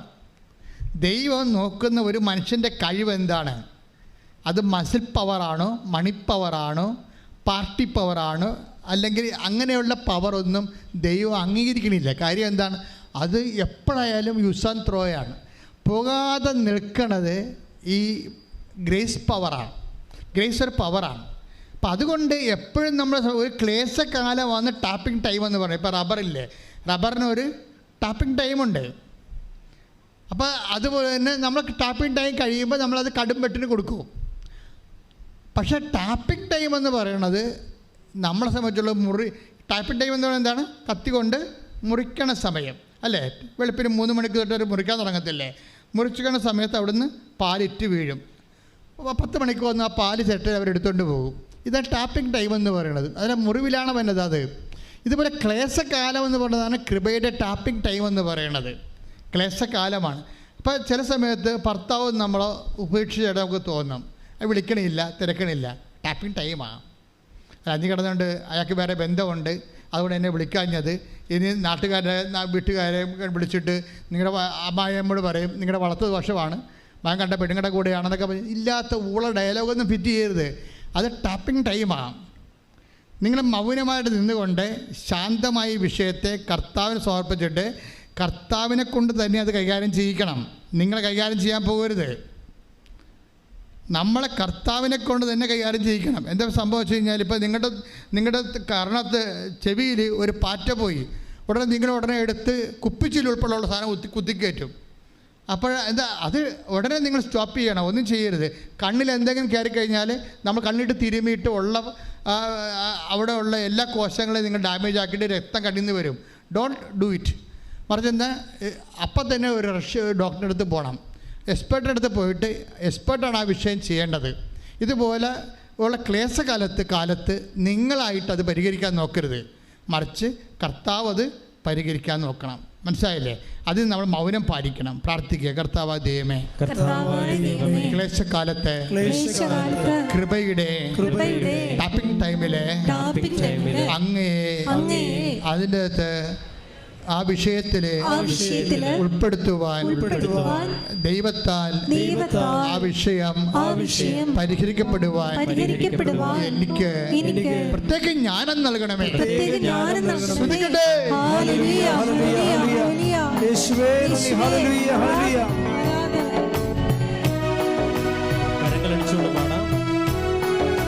ക്ലേശകാലത്ത്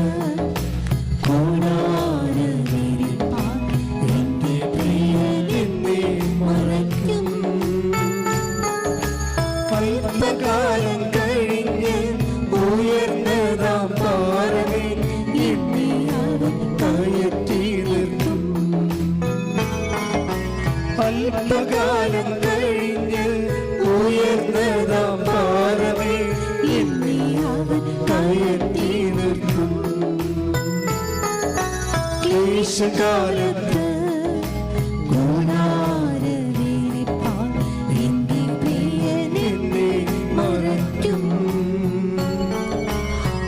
അല്പകാലം കഴിഞ്ഞ് ഉയർന്നതാം പാറമേ എന്നെ അവൻ കയറ്റി നിർത്തും. അപ്പോൾ നിങ്ങൾ ഞാനിപ്പോൾ ഇങ്ങനെ പറഞ്ഞില്ലേ, ഈശോ ഇതിലൂടെ പറഞ്ഞില്ലേ. അപ്പോൾ നിങ്ങൾ ഈ വിഷയത്തിൽ ഇരിക്കുന്ന ആൾക്കാർ ഞാനുമായിട്ട് നിങ്ങളുടെ മനസ്സിൽ ചിലപ്പോൾ തട്ടുപിടിച്ചിട്ടുണ്ടാകും. പിന്നെ അച്ഛൻ പറഞ്ഞ ശരിയാണ്, പക്ഷേ ഞാനിങ്ങനെ കുറേ കാര്യമൊക്കെ ചെയ്തതാണ്, ഇപ്പോഴും ഞാൻ അധോഗതിയിലാണെന്ന് നിങ്ങൾ പറയും. എൻ്റെ മകളെ എന്താ പ്രോബ്ലം എന്ന് വെച്ച് കഴിഞ്ഞാൽ ഇതിലൊരു 3 ഘട്ടമുണ്ട്. നിങ്ങളെ ഗ്രേസിൻ്റെ കപ്പാസിറ്റിയിലൂടെ വിളിച്ചു കഴിഞ്ഞാൽ, ഒരു കൃപയുടെ കപ്പാസിറ്റിയിലൂടെ വിളിച്ചു കഴിഞ്ഞാൽ all on A sudden at A time settlement അല്ല സംഭവം. ഒരു 3 പ്രാവശ്യത്തെ സെറ്റിൽമെൻ്റ് ഉണ്ടത്. അതറിയണമെന്നുണ്ടെങ്കിൽ നമ്മൾ ആദ്യം പറഞ്ഞ വചനം വായിക്കണം, എസെക്കിയേലിൻ്റെ 16:4. അതായത് അതിൽ ഇതാണ്: ഒരു കുഞ്ഞ് പെറ്റ് ചോര പുരണ്ട് പൊക്കിൾക്കൊടി മുറിക്കാൻ പോലും ആരും ഇല്ലാതെ, ഉപ്പ് പെരട്ടാൻ ആരുമില്ല. ഉപ്പ് പെരട്ടാനത്ത് നമുക്ക് മനസ്സിലാകത്തില്ല, ബൈബിൾ ലാംഗ്വേജാണത്. അതായത് അവരുടെ കാലത്ത് ഇസ്രയേലിൽ ഈശോൻ്റെ കാലത്തും ഉണ്ടായിരുന്നു, ഇപ്പോഴും ഉണ്ടാവും അത്. അവിടെ വയറ്റാട്ടിമാർ ചെയ്യുന്ന ഒരു സൂതികർമ്മമാണ്. എന്ന് വെച്ചാൽ ഉപ്പെടുത്തിട്ട് അവർ പൊക്കിൾക്കൊടി മുറിച്ചിട്ട് വയറ് മുഴുവനും ഇത് പെരട്ടും. ഇത് എന്തിനാണ് പെരട്ടണത്? ഈ കുഞ്ഞിൻ്റെ ഉള്ളിൽ ബോഡിയിൽ കുറേ വെള്ളം ഉണ്ടാകത്തില്ല, എക്സ്ട്രാ വെള്ളം, ആവശ്യമില്ലാത്ത വെള്ളമില്ലേ, ആ വെള്ളമെല്ലാം പുറത്തേക്ക് കളയാൻ വേണ്ടി പൊക്കിൾക്കൊടി മുറിച്ചിട്ട് അവർ ഉപ്പ് പെരട്ടും. എന്തുപ്പാണ് പെരട്ടണത്?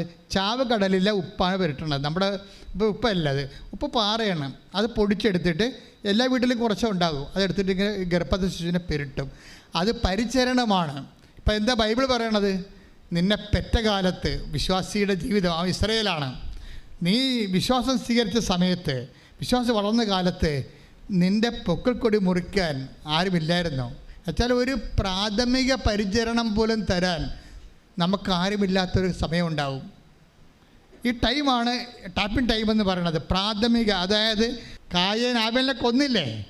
അപ്പം കായനോട് ദൈവം ചോദിച്ചില്ലേ, എന്താണ് നിൻ്റെ മുഖം ഇങ്ങനെ വിങ്ങിയിരിക്കണമെന്ന് ചോദിച്ചില്ലേ? അവൻ കാണിച്ച നീച പാപമാണെങ്കിൽ പോലും നീചപാപിയുടെ മുഖം പോലും വാടുന്നത് സഹിക്കാത്തൊരു ദൈവത്തിൻ്റെ സന്നിധാനത്തിലാണ് നീ ഉടമ്പടി ചെയ്തിരിക്കുന്നത്. ശ്രുതിക്കട്ടെ ഹല്ലേലൂയ. ഹല്ലേലൂയ, ഹല്ലേലൂയ. യേശുവേ നന്ദി. ഹല്ലേലൂയ, ഹല്ലേലൂയ, ഹല്ലേലൂയ, ഹല്ലേലൂയ, ഹല്ലേലൂയ, ഹല്ലേലൂയ, ഹല്ലേലൂയ. ക്ലേശകാലത്ത് കൂടാരത്തിരിപ്പാൻ എന്റെ പ്രിയനെന്നെ മറയ്ക്കും. അല്പകാലം കഴിഞ്ഞ് ഉയർന്നതാം പാറമേ എന്നെ അവൻ കയറ്റി നിർത്തും. അല്പകാലം കഴിഞ്ഞ് ഉയർന്നതാം പാറമേ എന്നെ അവൻ കയറ്റി നിർത്തും. അപ്പം ഞാൻ പറഞ്ഞില്ലേ, അപ്പം ഈ ഒരു ക്ലേശകാലത്തിന് ഒരു ഏറ്റവും കുറഞ്ഞത് ഒരു 3 ടൈമുണ്ട്. ഇപ്പം നീ ഒരു ഡൈവേഴ്സ്ഡ് ആയിട്ടുള്ള സിംഗിൾ ഒരു സ്പൗസ് ആണെന്ന് വിചാരിച്ചോ. നിൻ്റെ ഭർത്താവ് നിന്നെ വിളിക്കണില്ല, അല്ലെങ്കിൽ നിൻ്റെ ഭാര്യ നിന്നെ ഇട്ടിട്ട് പോയി, നിൻ്റെ കുഞ്ഞുങ്ങളെ അവൾ യൂറോപ്പിൽ പോയി, അവൾ നിൻ്റെ ഫോൺ എടുക്കണില്ല, ഒരു കാലഘട്ടമാണെന്ന് വിചാരിച്ചോ. അപ്പോൾ ഇങ്ങനെ പല കാര്യങ്ങൾ കഴിയുമ്പോൾ ചിലപ്പോൾ ഭാര്യ വീട്ടുകാർ നമ്മളോട് ഉടക്കമുണ്ടാകും. അപ്പോൾ പിന്നെ ചിലപ്പോൾ നിൻ്റെ കടക്കാർ നീയായിട്ട് ഉടക്കമുണ്ടാകും. ചിലപ്പോൾ നിൻ്റെ ഷെയർ ഹോൾഡേഴ്സ് ഇഷ്യൂ ഉണ്ടാകും. എൻ്റെ മക്കളെ, എൻ്റെ ദൈവവേദലെ, ഇങ്ങനെ ഉള്ള ഓരോ കാലഘട്ടത്തിലും നീ ഇപ്പം തന്നെ ഈ ജോബി ആൻ്റണി എന്താ, അവളുടെ മകൻ സുഖപ്പെട്ട് വീട്ടിൽ വന്നപ്പോൾ നമ്മൾ ഓർത്ത് തീർന്ന്, അവളുടെ കൂടെ കർത്താവ് പ്രവർത്തിച്ചല്ലോ. അപ്പോൾ ഒക്കെ മനസ്സിലായി, അവിടെ മകന് സുഖപ്പെട്ട്, അപ്പോൾ എല്ലാം ക്ലോസായി, ഇനിയിപ്പോൾ സന്തോഷമായെന്ന് വിചാരിച്ചാൽ വീട്ടിൽ വന്നപ്പോഴുണ്ടനെ ഇവക്ക് ഡെങ്കു പനിയായി. അപ്പോൾ എന്നാ പറയണത്? മകനപ്പുറത്ത് ആശുപത്രിയിൽ കൊണ്ടുവന്ന് കിടപ്പുണ്ട്, മകളും കിടപ്പുണ്ട്, ഭർത്താവ് നാട്ടിലില്ല, ഭാര്യ ഉള്ള ഇവക്ക് ആരുമില്ല, നോബടി. ഇവക്ക് ഡെങ്കു പനിയായി. അത് മുഴുവനും ഈ അസ്ഥി മുഴുവനും കഴിച്ചു വിടുന്ന അവസ്ഥയായി. അതായത് ഭക്ഷണം പോലും കിട്ടാത്തൊരവസ്ഥയായി. അപ്പോൾ ഇവിടെ അമ്മയോട് ചോദിച്ചു, അമ്മേ പൂർണ്ണമായിട്ട് എന്നെ ഇങ്ങനെ ഒഴിവാക്കിയ, എനിക്കിപ്പോൾ ആരുമില്ലാണ്ടായല്ലോ, ഒരു ഫ്രൂട്ട്സ് വാങ്ങിച്ച് കഴിക്കാൻ പോലും എനിക്ക് പൈസ ഇല്ല, ഞാൻ കിടന്ന് ചത്തുപോകും. പക്ഷേ എന്താ നമ്മൾ ഉടമ്പടി എടുക്കുമ്പോഴുള്ള ഗുണമെന്ന് പറഞ്ഞാലേ, ഇങ്ങനെ കിടപ്പ് ചത്തുപോകുമെന്ന് പറയാൻ നമുക്കൊരാളുണ്ട്. പ്രീഡില്ലേ, നമ്മളെ ഇതുപോലെ പണ്ട് നമുക്ക് സംസാരിക്കാൻ പറ്റത്തില്ലായിരുന്നു, ആരുമില്ലല്ലോ സംസാരിക്കാൻ ഉറപ്പായിട്ട്. ഇന്നിപ്പോൾ ഉടമ്പടി എടുത്തു കഴിഞ്ഞപ്പോൾ അധികാരപൂർവ്വം അവകാശപൂർവ്വം അവർ സംസാരിക്കാൻ അവർക്ക് ആളുണ്ട്. രാത്രി അമ്മേ എൻ്റെ അവസ്ഥ കണ്ടില്ലേ എന്ന് ചോദിച്ച് ഞാൻ ഇങ്ങനെ കിടന്ന് തീരുകയാണെന്ന് പറഞ്ഞില്ല. രാവിലെ എഴുന്നേറ്റ് ഇവൾ കൂടായിട്ട് ജോലി ചെയ്യുകയാണ്. ഒരു 2-3 മണിക്കൂർ കഴിഞ്ഞപ്പോഴാണ് ഇവൾ ഓർത്തത്, എടാ എനിക്ക് ഡെങ്കുപ്പനി ആയിരുന്നില്ല എന്ന്. ആ രാത്രി ആ സംഭവം എടുത്ത് അമ്മ മാറ്റി, ആ രാത്രി തന്നെ. എന്ന് വെച്ച് കഴിഞ്ഞാൽ നമ്മൾ ഒരു പരീക്ഷണത്തിലൂടെ പോകുമ്പോൾ എപ്പോഴും കൈയിരിക്കണ ബാറ്റൺ പോകാതെ, നിങ്ങൾ ശീക്കരം ഓടാൻ നിങ്ങൾക്ക്, പക്ഷെ കൈയിരിക്കണ ബാറ്റൺ പോകാതിരിക്കാൻ നോക്കണം. ഇത് റിലേ കളിയാണ്. വിശ്വാസം ഒരു റിലേ റണ്ണാണ് ശരിക്കും പറഞ്ഞാൽ. അവിടുത്തെ മെയിൻ സംഭവം നിങ്ങളുടെ സ്പീഡ് മാത്രമല്ല, കൈയിരിക്കണ ബാറ്റനാണ്. ബാറ്റർ എന്താണ്? നിങ്ങളുടെ വിശ്വസ്തതയാണ്. ഉടമ്പടിയിലുള്ള ബാറ്റർ എന്ന് പറഞ്ഞാൽ എന്താണ്? വിശ്വസ്തതയാണ്. വിശ്വസ്തത തെറിപ്പിച്ച് കളയുന്ന രീതിയിലുള്ള പല അനുഭവങ്ങളും ദൈവം നമുക്ക് മനഃപൂർവ്വം തരുന്നത് യു ആർ ഇൻ ടെസ്റ്റിംഗ് ടൈമാണ്. ദൈവത്തിന് പണ്ട് മുതലുള്ള പരിപാടിയാണ്. യേശുക്രിസ്തുവിനെ ആണെങ്കിൽ പോലും ദൈവം ടെസ്റ്റ് ചെയ്തേ എടുക്കത്തുള്ളൂ. മനസ്സിലായ? അല്ലെങ്കിൽ പിന്നെ കർത്താവിൻ്റെ മരുഭൂമിയുടെ പരീക്ഷ ദൈവത്തെ ഒഴിവാക്കാൻ പറ്റത്തില്ലേ? ഒഴിവാക്കത്തില്ല. ദൈവം സത്യമായത് കാരണം ഫേക്കായിട്ടുള്ള ഒരു ഫെയ്ത്ത്ഫുൾ എടുക്കത്തില്ല. അത് നീ ഓർത്തേക്കണം. ദൈവത്തിൻ്റെ കണ്ണിൽ പൊടിയിട്ടിട്ട് എന്തെങ്കിലും പിണ്ണാക്ക് പുഴുക്കി കൊടുത്ത് നേർച്ച കൊടുത്തിട്ട് ദൈവത്തിൻ്റെ കണ്ണിൽ പൊടിയിട്ടിട്ട് നിൻ്റെ കാര്യം സാധിച്ചിട്ട് നിനക്ക് തോന്നിയ വാസം പടറക്കാലനായിട്ട് ജീവിക്കാമെന്ന് വിചാരിച്ചാൽ ഒറ്റ നടക്ക് പോകത്തില്ല. ഒരു ഫേക്ക് ഫെയ്ത്ത്ഫുള്ളിനെ ദൈവം അംഗീകരിക്കണില്ല. അതുകൊണ്ട് നീ ഫേക്ക് അല്ല എന്നുള്ളത് ദൈവതിരുസന്നിധിയിൽ സ്ഥാപിക്കാനുള്ള അവസരങ്ങൾ ദൈവം തരുന്നത് സഹനത്തിൻ്റെ രീതിയിലായിരിക്കും. പ്രാർത്ഥിക്കുക, കർത്താവ് ദൈവമേ, എൻ്റെ വിശ്വസ്തതയെ നീ ശോധന ചെയ്യുമ്പോൾ അന്തർജ്ഞാനത്താല് അത് മനസ്സിലാക്കി വിശ്വസ്തത കൈമോശം വരാതെ സൂക്ഷിച്ചുകൊണ്ട് ഉടമ്പടിയുടെ കൃപ പ്രാപിക്കാൻ എന്നെ സഹായിക്കണമേ. ഹല്ലേലൂയ, ഹല്ലേലൂയ, ഹല്ലേലൂയ, ഹല്ലേലൂയ. യേശുവേ നന്ദി. ഹല്ലേലൂയ, ഹല്ലേലൂയ, ഹല്ലേലൂയ, ഹല്ലേലൂയ, ഹല്ലേലൂയ. മഹത്വം, മഹത്വം, ആരാധന, ആരാധന. ഉടമ്പടി പ്രാർത്ഥനയിൽ ഉടനടി പരിഹാരമേകം. ഉടമ്പടി പ്രാർത്ഥനയിൽ ഉടനടി പരിഹാരമേകം. അവൻ പറയുന്നതും ചെയ്തിടുകിൽ ജീവിതം ധന്യമായി തീർന്നിടും. ഈ ജോബി ആൻ്റണിയെ അന്തർജ്ഞാനം എന്ന് ഞാൻ പറഞ്ഞില്ല, ആന്തരികമായ ജ്ഞാനം, ദൈവത്തിൻ്റെ അറിവ് കടന്നു വരുന്ന ഒരു മേഖലയാണ്. ഓരോരോ സമയത്തും എന്താണ് ചെയ്യേണ്ടതെന്ന് ദൈവം ഇങ്ങനെ മുഖത്ത് നോക്കി ഉപദേശിച്ചുകൊണ്ടിരിക്കും. അതുകൊണ്ടാണ് ഇവളോട് പറഞ്ഞത്, ഇവളിങ്ങനെ രാത്രി ഡെങ്കു വന്ന് ഡെലീരിയമായി കിടക്കുമ്പോൾ പറയും, അമ്മേ ഇപ്പം എല്ലാവരും കിടപ്പായിപ്പോയി, ഞാനും കിടപ്പായി, എനിക്ക് ഒരു പാപ്പിള പോലും മേടിച്ച് തരാൻ കാശുമില്ല, പോയി വാങ്ങിത്തരാൻ ആളുമില്ല, ഞാനിങ്ങനെ കിടന്ന് തരും, അമ്മ എന്താണ് പറയണത്? അപ്പം അമ്മ പറഞ്ഞ സംഭവം എന്താണെന്ന് പോലും ഇവിടെ അറിയാതെ രാവിലെ എഴുന്നേറ്റ് വരികയാണ്, നല്ല സൗഖ്യപ്പെട്ട് വരികയാണ്. ഇതെന്താ പ്രോബ്ലം എന്ന് വെച്ച് കഴിഞ്ഞാൽ ഈ വഴികളിൽ ഇപ്പം ഈ ജോബി ആൻ്റണി ചെയ്യണത് എന്താണ്? ജോബി ആൻ്റണി ഈ പ്രത്യേക സാഹചര്യത്തിൽ ഇതൊരു കേസ് സ്റ്റഡിയാണ്, കേസ് ഡയറിയാണ്. ഈ കേസ് ഡയറിയിൽ ഈ ഉടമ്പടി എന്ന് പറയുന്ന ഈ ഉടമ്പടി കാൻഡിഡേറ്റ് എന്താണ് ചെയ്യണത്? അവളിങ്ങനെ തകർന്ന് തരിപ്പണമായി കഴിയുമ്പോഴും അവരിൽ ആസന്ന മരണമായി കിടന്ന സംഭവത്തെ അവർ ഊതിക്കത്തിക്കും. ബൈബിൾ നിർദ്ദേശിക്കുന്ന ഒരു ടെക്നിക്കാണത്. അണയാൻ പോണ വിളക്ക് ആളിക്കത്തുമെന്ന് പറഞ്ഞ പോലെ ആളിക്കത്തിക്കാൻ പറയും. നിന്നിൽ ആസന്ന മരണമായതിനെ ആളിക്കത്തിക്കാൻ പറയും. ഇവളിൽ ആസന്ന മരണമായത് എന്താണ്? വിശ്വാസമാണ്. കാര്യം എന്താണ്? ഇവക്ക് തന്നെ ഡെങ്കുവായി, ഇവക്ക് പുറത്ത് പോയി ഇത്തിരി ഭക്ഷണം മേടിക്കാൻ കാശുമില്ല, അത് മേടിച്ച് കൊടുക്കാൻ ആളുമില്ലാത്ത രീതിയിൽ ഇവൾ സീറോ ആകുമ്പോഴും ഇവളിൽ ആസന്ന മരണമായതിനെ ഇവൾ ആളിക്കത്തിക്കുന്നുണ്ട്. എന്താണത്? അവളുടെ വിശ്വാസമാണത്. മനസ്സിലായില്ലേ? അത് വിശ്വാസം വിട്ട് കളിക്കാൻ അവൾ തയ്യാറല്ല. തീർന്നു എന്ന് പറയുമ്പോഴും ആ ഉടമ്പടിയിൽ ദൈവത്തോട് ചെയ്ത വിശ്വാസം വിട്ട് കളിക്കാൻ അവൾ തയ്യാറല്ല. അതുകൊണ്ടാണ് വെളിപാടിൻ്റെ പുസ്തകം പറയണത്. വെളിപാടിൻ്റെ പുസ്തകം എടുത്ത് 3:2 ശ്രുതികട്ടെ. ഹല്ലേലൂയ, വെളിപാടിൻ്റെ പുസ്തകം 3-ാം അധ്യായം 2-ാമത്തെ വാക്യം. ആ, ഉണരുക, നിന്നിൽ ആസന്ന മരണമായി അവശേഷിക്കുന്നതിനെ ഉത്തേജിപ്പിക്കുക. Praise the lord. ഇത് നമ്മുടെ ഒരു ഫോർമുലയാണ്.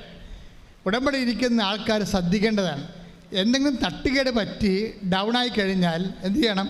നമ്മളവിടെ കിടന്നപടി കിടക്കരുത്. എന്ത് ചെയ്യണം? ഉണരുക. പറഞ്ഞേ, ഉണരുക, നിന്നിൽ നിന്നിൽ ആസന്ന മരണമായ. ആസന്ന മരണമായി. എന്താകാം അത്? അത് ചിലപ്പോൾ ആസന്ന മരണമായതിനെ എന്നാ പറഞ്ഞിട്ടുള്ളത്. അതെന്തുമാകാം? അത് വിശ്വാസമാകാം, ദൈവസ്നേഹമാകാം, ഇനി ഉടമ്പടി തന്നെയാകാം. ചില ഉടമ്പടി എടുത്തിട്ട് ആ പ്രത്യക്ഷയുടെ പ്രാർത്ഥന ചൊല്ലി മാത്രം ഉടമ്പടിയിൽ ഇരിക്കുന്ന ആൾക്കാരില്ലേ? ചെറിയ ഉടമ്പടി എടുക്കും, അവരെന്ത് ചെയ്യും? നമ്മുടെ അസ്ഥിയായിട്ട് കൊള്ളാത്ത പണിയൊക്കെ ചെയ്യും. അസ്ഥിയായിട്ട് കൊള്ളാത്തത് എന്താണ്? ആ തേനെടുത്ത് കുടിക്കും. ഉടമ്പടി തേനില്ലേ? ഒന്നുമില്ലെങ്കിൽ ഇല്ലാത്ത തേനും മധുരമായതിന് വരച്ച് കുടിച്ചുകൊണ്ട് അവിടെ ഇരിക്കും. എന്നിട്ട് 2 പ്രത്യക്ഷ പ്രാർത്ഥന, 2 കവള പ്രത്യക്ഷ പ്രാർത്ഥന അടിച്ചുകൊണ്ടിരിക്കും. ഇതൊന്നും ഉടമ്പടി വിഹിതമല്ല. കർത്താവ് എന്താ പറഞ്ഞിരിക്കുന്നത്? 3:2 തിരിച്ചു വായിച്ച്, നിൻ്റെ പ്രവൃത്തികൾ വായിച്ച്. 3:2 വായിച്ച്, താഴേക്ക് വായിച്ച്. എന്തെന്നാൽ എന്റെ ദൈവത്തിന്റെ മുൻപിൽ നിന്റെ പ്രവൃത്തികൾ പൂർണ്ണമായും നിർവഹിക്കപ്പെട്ടതായി ഞാൻ കാണുന്നില്ല. കുറെ അണ്ണന്മാരുടെ പത്രം ഇപ്പോഴും അലമാരയുടെ തിരിപ്പില്ലേ? അതാണ് ഈ പറയണത്. മനസ്സിലായില്ലേ? കുറേ അണ്ണന്മാർ പത്രം കൊണ്ടുപോയി പള്ളിയുടെ വാതിക്കിട്ട്. ഞാൻ ഇന്ന് കഴിഞ്ഞ ദിവസം എനിക്ക് മാന്നാർ പോകേണ്ട ഒരു ആവശ്യമുണ്ടായിരുന്നു. അപ്പോൾ അവിടുത്തെ കുറച്ച് തീർത്ഥാടന പള്ളികളിലൊക്കെ പോയപ്പോൾ എല്ലാ പള്ളിയുടെ വാതിക്കലും കൃപാസന പത്രം ഇരിപ്പുണ്ട്. ആ 2 മടിച്ചുകൾ കൊണ്ടുവന്ന് ഇട്ടും പോയതാണ്. എന്നിട്ട് അവിടെ നിന്ന് പെറുക്കി വേറെ ചില ആൾക്കാർ പെറുക്കിയെടുത്ത് ആൾക്കാർക്ക് കൊടുക്കുന്നുണ്ട്. നോക്കിയേ, നിന്റെ പ്രവൃത്തികൾ വായിച്ച ഒന്നും വായിച്ചേ. എന്റെ ദൈവത്തിന്റെ മുൻപിൽ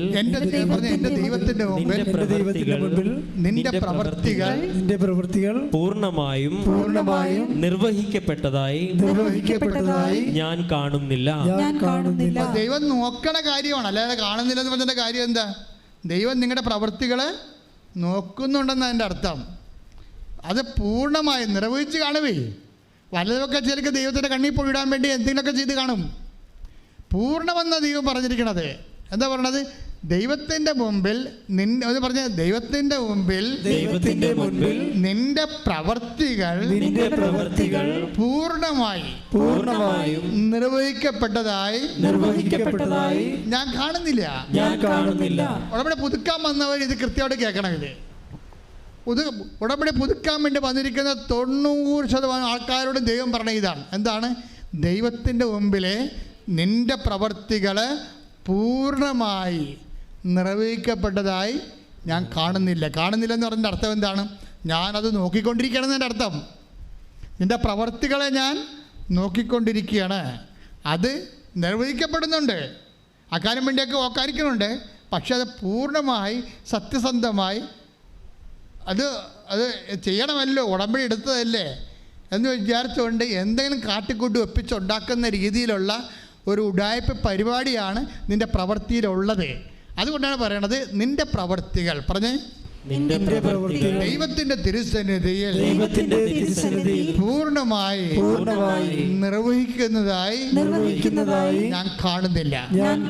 കർത്താവേ, പ്രവൃത്തികളെ അങ്ങയുടെ തിരുസന്നിധിയിൽ പൂർണ്ണമായി നിർവഹിക്കാൻ എനിക്ക് പ്രത്യേക അഭിഷേകം നൽകണം. ശ്രുതികടെ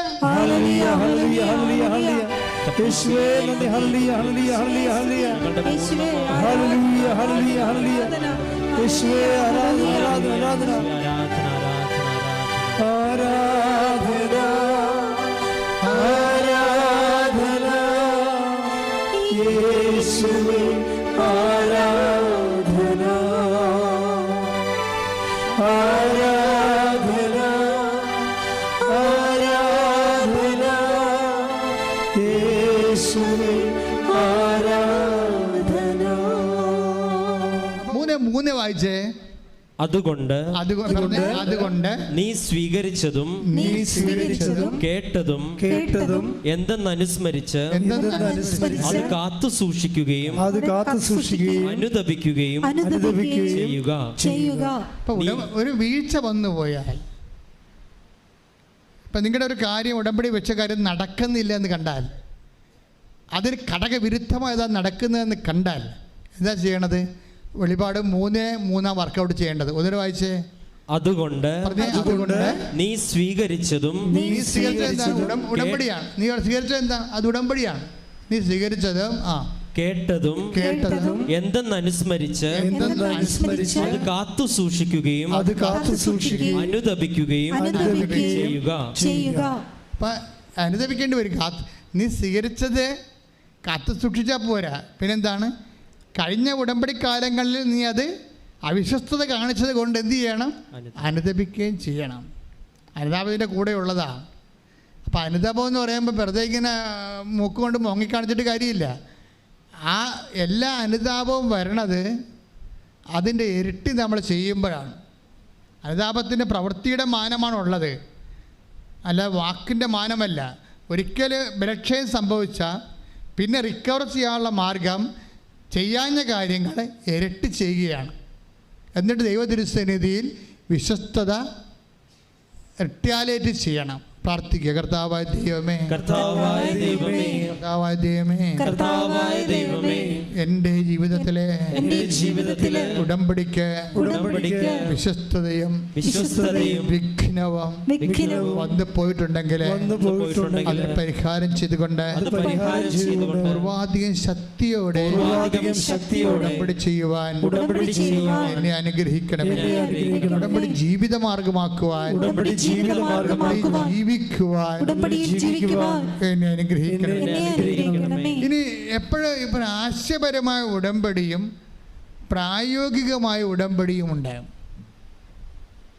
എപ്പോഴും നമ്മൾ ആക്ടിവേറ്റ് ചെയ്യണത്, ഉടമ്പടി ആക്ടിവേറ്റ് ചെയ്യണത്, ഉടമ്പടി ഇപ്പം നമ്മൾ സീരിയസ് ആയിട്ട് എടുത്തിരിക്കും. ഉടമ്പടി അല്ലേ, ഉടമ്പടി നമ്മൾ സീരിയസ് ആയിട്ട് എടുത്തിരിക്കുകയാണ്. ഇനി ഇതിൻ്റെ സെക്കൻഡ് ഫേസിലും തേർഡ് ഫേസിൽ വെച്ചാണ് ദൈവം ഇത് സീരിയസ് ആയിട്ട് എടുക്കുന്നത്. അതുകൊണ്ടാണ് ഞാൻ നിങ്ങളുടെ 3 പ്രാവശ്യമൊക്കെ പുതുക്കണമെന്ന് പറഞ്ഞതിൻ്റെ കാര്യം എന്താണ്? അതായത് നമ്മൾ ആദ്യ ഭാഗം നമ്മൾ സീരിയസ് ആയിട്ട് എടുക്കും, എന്നിട്ട് പിന്നെ കാര്യങ്ങൾക്ക് എന്തെങ്കിലും കോട്ടവോ വാട്ടവോ ഉണ്ടെങ്കിൽ നമ്മളിങ്ങനെ പമ്മി നിൽക്കും. അപ്പോഴും ദൈവം അത് ആക്ടിവേറ്റ് ചെയ്തിട്ടില്ല. ദൈവം 3-ാമത്തെ സെക്ഷനിലാണ് ദൈവം ഉടമ്പടി സീരിയസ് ആയിട്ട് എടുക്കുന്നത്. എന്താ കാര്യത്തിൽ അത് എസെക്കിയേൽ വായിച്ചാൽ മനസ്സിലാവും. നിങ്ങൾ എസെക്കിയേലിൻ്റെ 16:8 വായിച്ച് ശ്രദ്ധിക്കട്ടെ. ഹല്ലേലൂയ, ഹല്ലേലൂയ, ഹല്ലേലൂയ, ഹല്ലേലൂയ. യേശുവേ നന്ദി. ഹല്ലേലൂയ, ഹല്ലേലൂയ. എസെക്കിയേൽ 16-ാം അധ്യായം 8-ാമത്തെ വാക്യം. എസെക്കിയേൽ 16-ാം അധ്യായം 8-ാം വാക്യം. ഞാൻ വീണ്ടും നിന്റെ അടുക്കലൂടെ കടന്നു പോയപ്പോൾ നിന്നെ നോക്കി. വീണ്ടും നോക്കുകയാണ്. കണ്ടാ, കാണുന്നില്ലെന്ന് പറഞ്ഞ ദൈവമാണ്. നിന്റെ പ്രവർത്തികൾ പൂർണ്ണമായി നിർവഹിക്കപ്പെട്ടതായിട്ട് കാണുന്നില്ലെന്ന് പറഞ്ഞ ദൈവമാണ് പിന്നെ നിന്നെ നോക്കിയെന്ന് പറയണത്. ഇതെന്ത് സംഭവം എന്ന് വെച്ച് കഴിഞ്ഞാൽ ഇത് 3-ാം പ്രാവശ്യമാണ് കടന്നു പോണത്. 3-ാമത്തെ ഉടമ്പടി സമയമാണിത്. കാര്യം ഉടമ്പടി ദൈവം സ്ഥിരീകരിക്കാൻ പോകുന്ന ഘട്ടമാണ്. അതിനുള്ളിൽ നിങ്ങൾ വിശ്വസ്തത കറക്റ്റ് ചെയ്യണം. എന്താ പ്രശ്നം വെച്ച് കഴിഞ്ഞാൽ ആദ്യ പ്രാവശ്യം കടന്നു പോയപ്പോൾ ദൈവം കണ്ടത് എന്താണ്? നിൻ്റെ പൊക്കക്കൊടി മുറിച്ചിട്ടില്ല, ഉപ്പാരും പെരട്ടിയിട്ടില്ല. അപ്പോൾ ദൈവം പറയുന്നൊരു വാക്കുണ്ട്, ഭാഷേൻ്റെ തന്നെ 16:4 എടുത്ത്. നീ ജനിച്ച ദിവസം നീ ജനിച്ച ദിവസം നിന്റെ പൊക്കിൾ കൊടി മുറിച്ചിരുന്നില്ല, നിന്നെ കുളിപ്പിച്ച് ശുദ്ധി വരുത്തിയില്ല, ദേഹത്ത് ഉപ്പ് പുരട്ടുകയോ വെള്ളക്കച്ചയിൽ പൊതിയുകയോ ചെയ്തിരുന്നില്ല. ഇവയിലൊന്നെങ്കിലും ചെയ്യാൻ ആർക്കും ദയ തോന്നിയില്ല. സിറ്റുവേഷൻ ആർക്കും നമ്മളോട് ദയ തോന്നാത്തൊരു കാലം. നിന്നെ കുളിപ്പിച്ചില്ല, പൊക്കിൾക്കൊടി മുറിച്ചിരുന്നില്ല, നിന്നെ ഉപ്പ് പെരട്ടിയിരുന്നില്ല, നീ അബാൻഡൻ ചെയ്തിരിക്കണം വിജനപ്രദേശത്ത്. ആരും സഹായിക്കാനില്ലാതെ വരത്തില്ല നമുക്ക്. ഞാൻ മുമ്പ് പറഞ്ഞ പോലെ നമ്മുടെ ഫോൺ പോലും എടുക്കാത്ത സമയമില്ലേ, അതാണ്. ഈ ഒരു ടൈം ദൈവം നമ്മുടെ മുമ്പിൽ കൂടെ കടന്നു പോവുകയാണ്. ആ സമയത്ത് നമ്മൾ ഉടമ്പടി എടുക്കണത്. നമ്മളെടുക്കണത്. പക്ഷേ ദൈവം അപ്പോഴും അത് സ്ഥിരീകരിക്കണമെങ്കിൽ കുറച്ച് ടൈം എടുക്കും.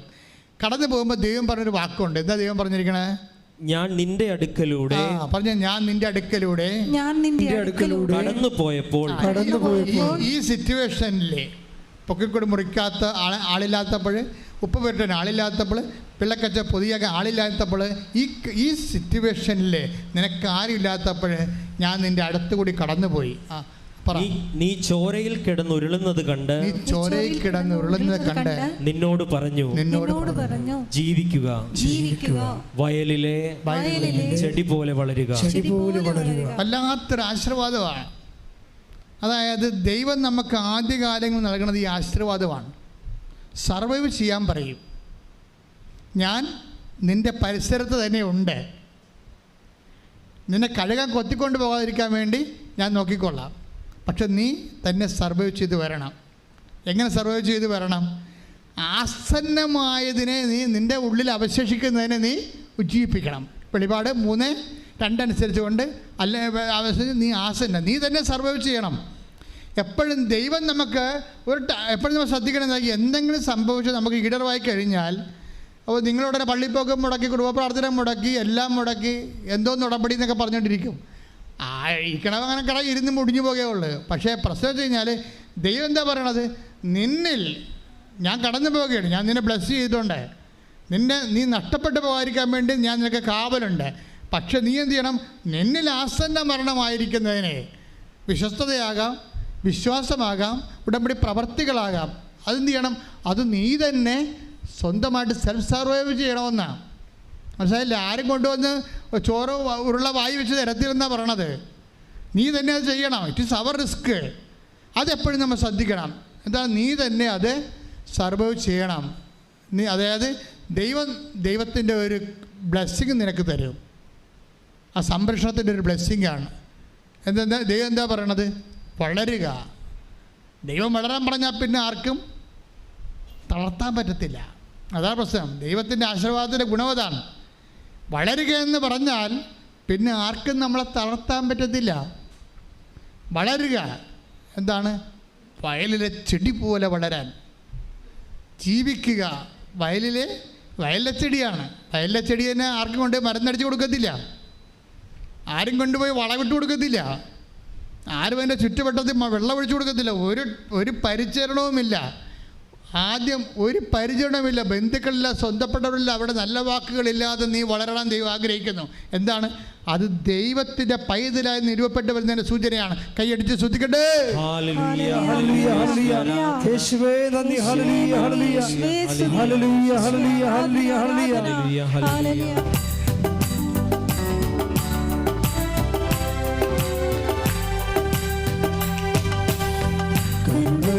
സാഗരമേ ശോകക്കൊടുങ്ങയിലേറിടുമ്പോ,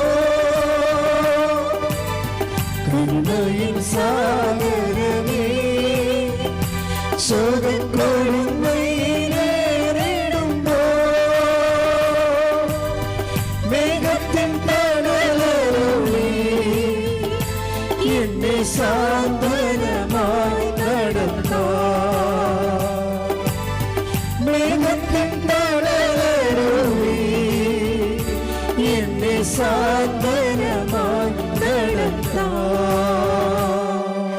പരിശുദ്ധ പരമ ദിവ്യകാരുണ്യത്തിന് ആരാധനയും സ്തുതിയും പുകഴ്ചയും ഉണ്ടായിരിക്കട്ടെ. ഇപ്പം നമ്മുടെ ആധ്യാത്മിക ജീവിതത്തിലും ഉടമ്പടി ജീവിതത്തിൻ്റെ ഒരു അനുഭവ പരിച്ഛേദമാണിത്. ശരിക്കും ഈ സിറ്റുവേഷനിലൂടെ എല്ലാം വിശ്വസ്തനായ സത്യസന്ധയായ ഉടമ്പടി ദൈവ പൈതൽ കടന്നു പോകും. കാര്യം എന്താണ്? ദൈവം നമുക്കൊരു ആശീർവാദം നൽകുകയാണ്. ദൈവം ആശീർവാദം നൽകിയാൽ എന്ത് സംഭവിക്കും? ജീവിക്കുക. എന്താ പറയുക? ജീവിക്കുക എന്ന് വെച്ചതിൻ്റെ അർത്ഥം നിന്നെ ആരും കൊല്ലുകയില്ലെന്ന്. മനസ്സിലായില്ലേ? കടമോ രോഗമോ നിന്നെ കൊല്ലത്തില്ല. കാര്യം എന്താണ്? ജീവിക്കാനുള്ള ആശീർവാദം ഞാൻ നിനക്ക് തന്നിരിക്കുന്നു. കൈയടിച്ച് ശ്രദ്ധിക്കട്ടെ. സാഗരമേ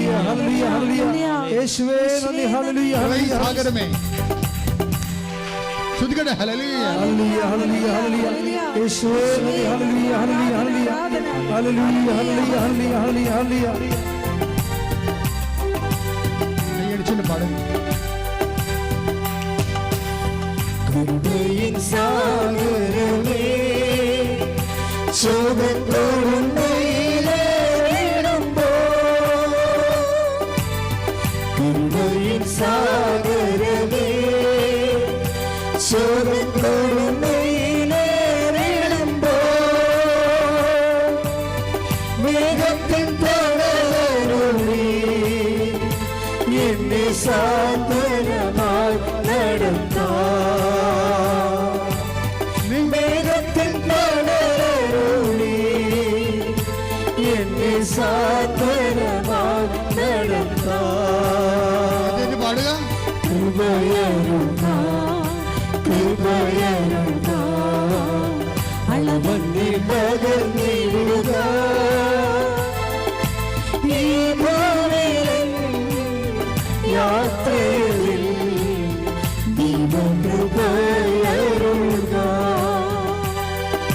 കൃപയരുക കൃപയരുക അളവന്നി പകർന്നിടുക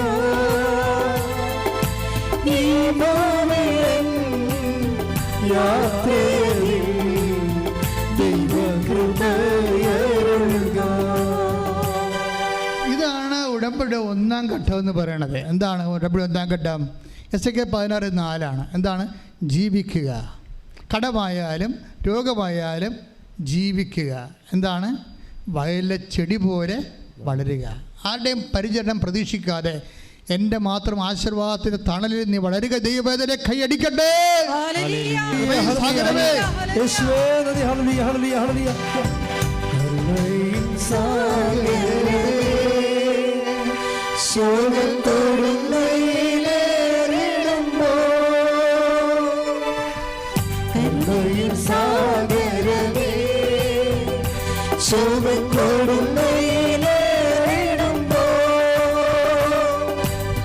മേഘത്തിൻ തണലരുളി എന്നെ സാന്ത്വനമായി നടത്താം. മേഘത്തിൻ തണലരുളി എന്നെ സാന്ത്വനമായി നടത്താം. കൃപയരുക കൃപയരുക അളവന്നി പകർന്നിടുക ഈ ഭൂമിയിൽ യാത്രയിൽ ദൈവകൃപയരുക ഈ ഭൂമിയിൽ യാത്രയിൽ ദൈവകൃപയരുക. ഈ പാട്ടിലൊരു അഭിഷേകം ഇരിപ്പുണ്ടേ. അപ്പം അതുകൊണ്ട് ഈ പാട്ട് തന്നെ നമ്മൾ കണ്ടിന്യൂ ആയിട്ട് എല്ലാം പാടുകയാണ്. അപ്പം അതുകൊണ്ട് ഈ വചനത്തിൻ്റെ ശ്രദ്ധയിൽ നിങ്ങൾ പ്രാർത്ഥിക്കുമ്പോൾ ആന്തരിക അഭിഷേകത്തിന് വേണ്ടി പ്രത്യേകം പ്രാർത്ഥിക്കേണ്ടതാണ്. ഇപ്പം നമ്മുടെ വിഷയം എന്താണ്? ദൈവം ജീവിക്കുക എന്ന് പറഞ്ഞിട്ടുണ്ട്. അതിൻ്റെ അർത്ഥം എന്താണ്? നിന്നെ ആരും കൊല്ലത്തില്ല, കടമായാലും ജപ്തിയായാലും നീ നശിക്കത്തില്ല. കൈയടിച്ച് ശ്രദ്ധിക്കട്ടെ.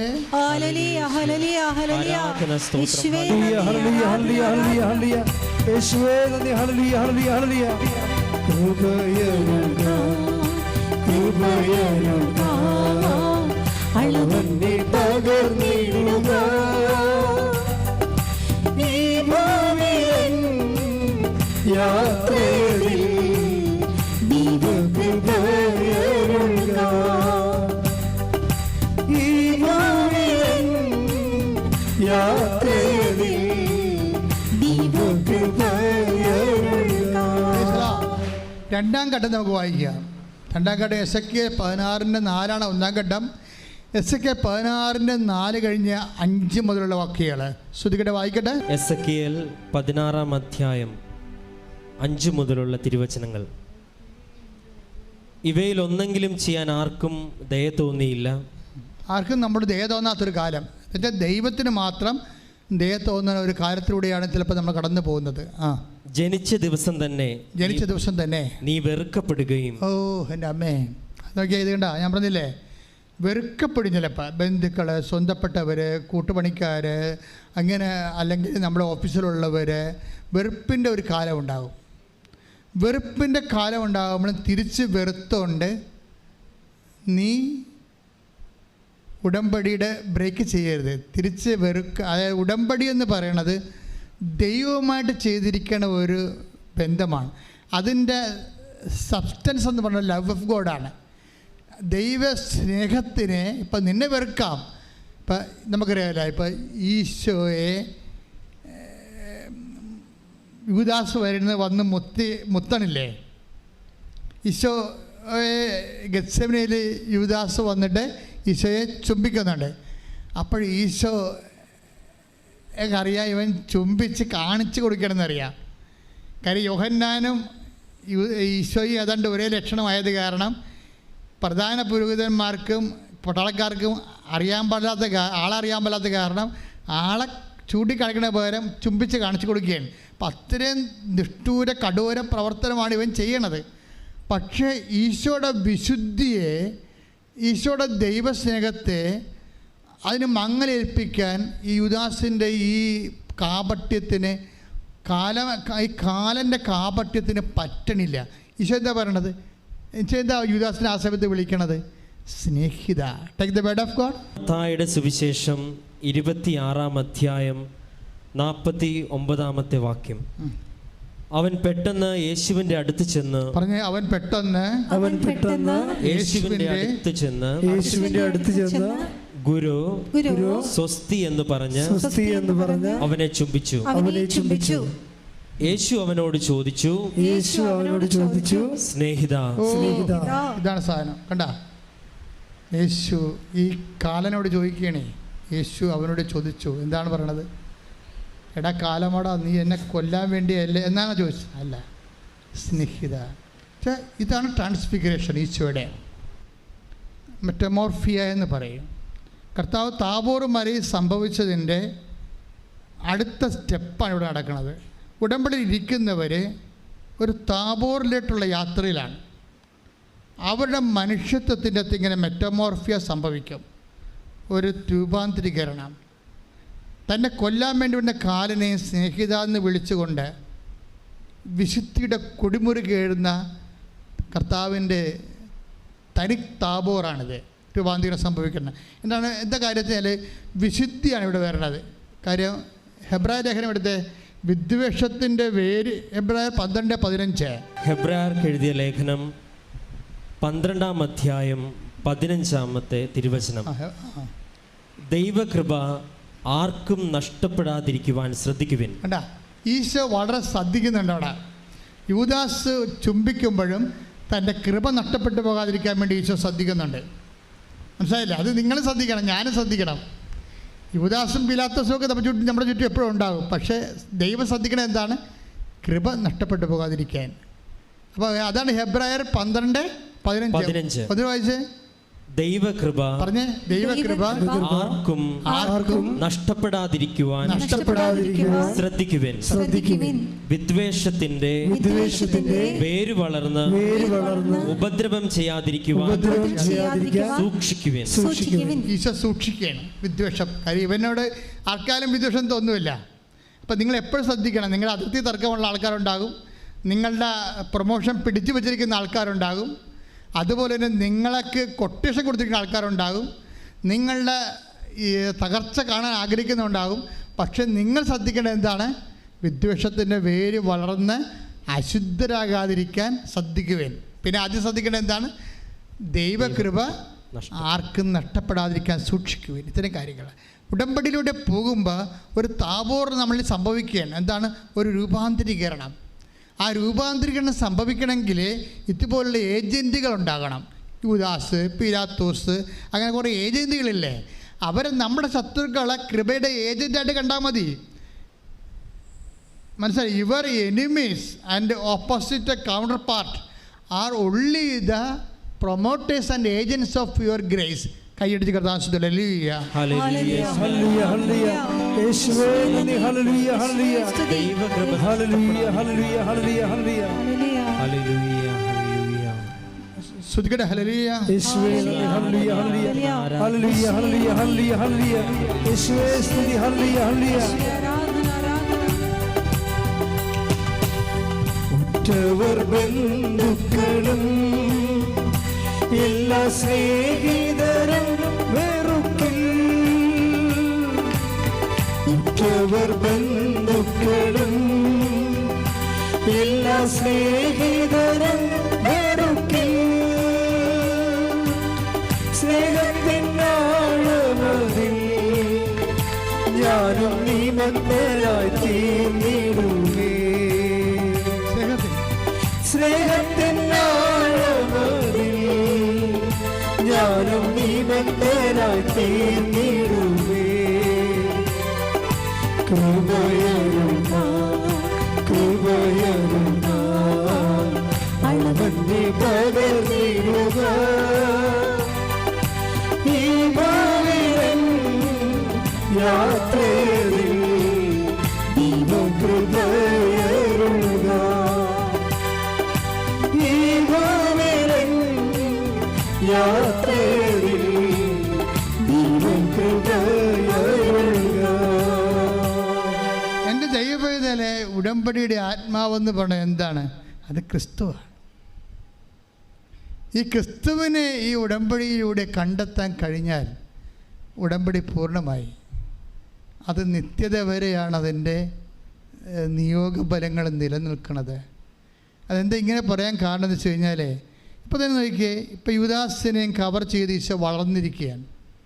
അവൻ വിദ്വേഷത്തിൻ്റെ വേര് വളരാൻ അനുവദിച്ചില്ല, ആ വിശുദ്ധി നഷ്ടപ്പെടാൻ അനുവദിച്ചില്ല. അവനെ സ്നേഹിത എന്ന് വിളിച്ചുകൊണ്ട് വീണ്ടും ഈശോ താബോറിലെ രൂപാന്തരപ്പെട്ടതുപോലെ ഇവിടെ പ്രായോഗികമായ ഒരു താബോറാണ്, പ്രാക്ടിക്കൽ താബോറാണ് ശരിക്കും പറഞ്ഞാൽ ഈ കാൽവരി എന്ന് പറയണത്. മറ്റതിനെ ആശയപരമായ താബോറാണ്.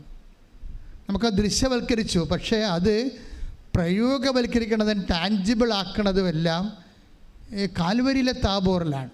താൽവരിലെ ഈശോ ട്രാൻസ്ഫിഗറേഷൻ വല്ലാണ്ടങ്ങോട്ട് മാറുകയാണ്. എന്ന് വെച്ച് കഴിഞ്ഞാൽ അവസാനം ഈശോ ക്രൂശിക്കപ്പെട്ടു മരണത്തിൻ്റെ അവസാന നിമിഷം ഈശോ ചെയ്യുന്ന ലാസ്റ്റ് ചെയ്തുണ്ട്. എന്ത് പറയും?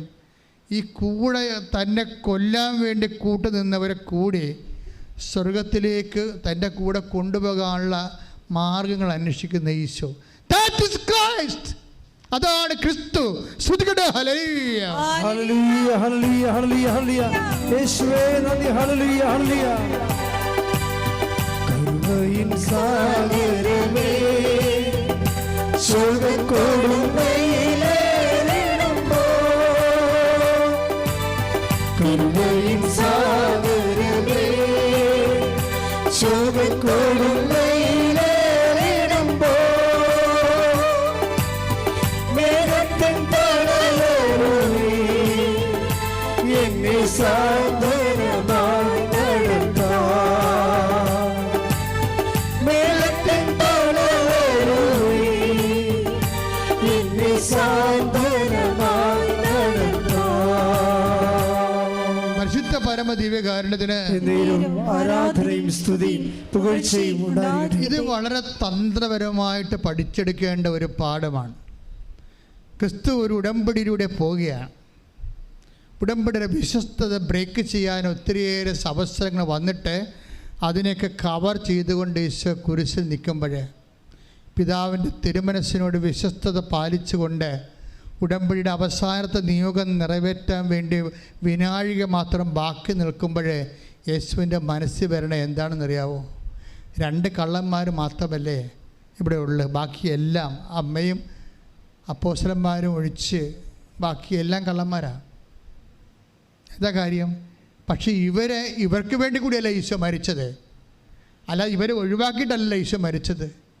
ഇവരുടെ കൂടെ ആത്മരക്ഷയ്ക്ക് വേണ്ടിയാണ് ഈശോ മരിച്ചത്. അതുകൊണ്ട് ഈശോ കരയും. ശരിക്കും അവൻ ജെറുസലേം പട്ടണത്തിൽ കരഞ്ഞതുപോലെയാണ് കുരിശിൽ കിടന്ന് കരയണത്. ജെറുസലേം പട്ടണത്തിൽ കരഞ്ഞത്, ഇനി എനിക്ക് ഭൂമിയിലൊരു മനുഷ്യ അവതാരമില്ലല്ലോ അപ്പാ, ഇവർ മാനസാന്തരപ്പെട്ടില്ലെങ്കിൽ ഞാനിത്തരം കഷ്ടപ്പെട്ടത് വെറുതെ ആകുമല്ലോ അപ്പാ എന്ന്. ആ ഒരു കരച്ചിൽ നീണ്ടു പോണതാണ് കുരിശിലെ അപ്പാ എന്ന് വിളിച്ച് കരയണം. എന്താ കാര്യം? ഇവിടെ കൂടെ നിൽക്കുന്നവരെല്ലാവരും ഈശോയുടെ ഒരു മനസ്സുണ്ട്. എന്താണ്? എന്നിൽ വിശ്വസിക്കുന്ന നിങ്ങളും എൻ്റെ കൂടെ പിതാവിൻ്റെ കൂടെ 12 ഗോത്രങ്ങളെ ഭരിക്കുമെന്ന് അപ്പോസ്തലന്മാരെ കുറിച്ച് പറഞ്ഞപ്പോൾ അപ്പോസ്തലന്മാർ മാത്രമല്ല, ഈ ഭൂമിയിലുള്ള എല്ലാ മനുഷ്യരും തൻ്റെ കൂടെ സ്വർഗസ്ഥമാകണമെന്നുള്ള ആഗ്രഹത്തിലാണ് ഈശോ ഇത്രയും കാലമെല്ലാം ജോലി ചെയ്തത്, പിതാവിൻ്റെ ജോലി ചെയ്തത്.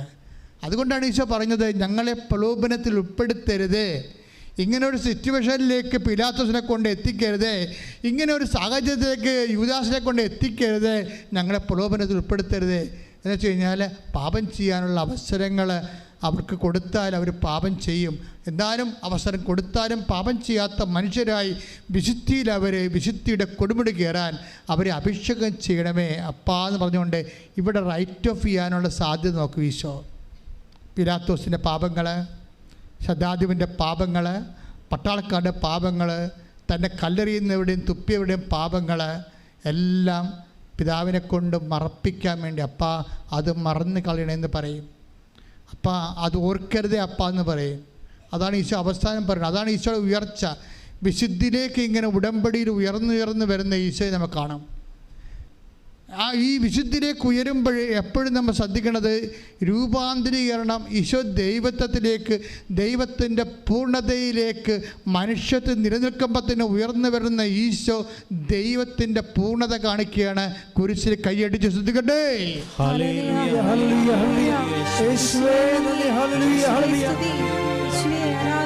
ബന്ധുക്കളും ശ്രദ്ധിക്കട്ടെ.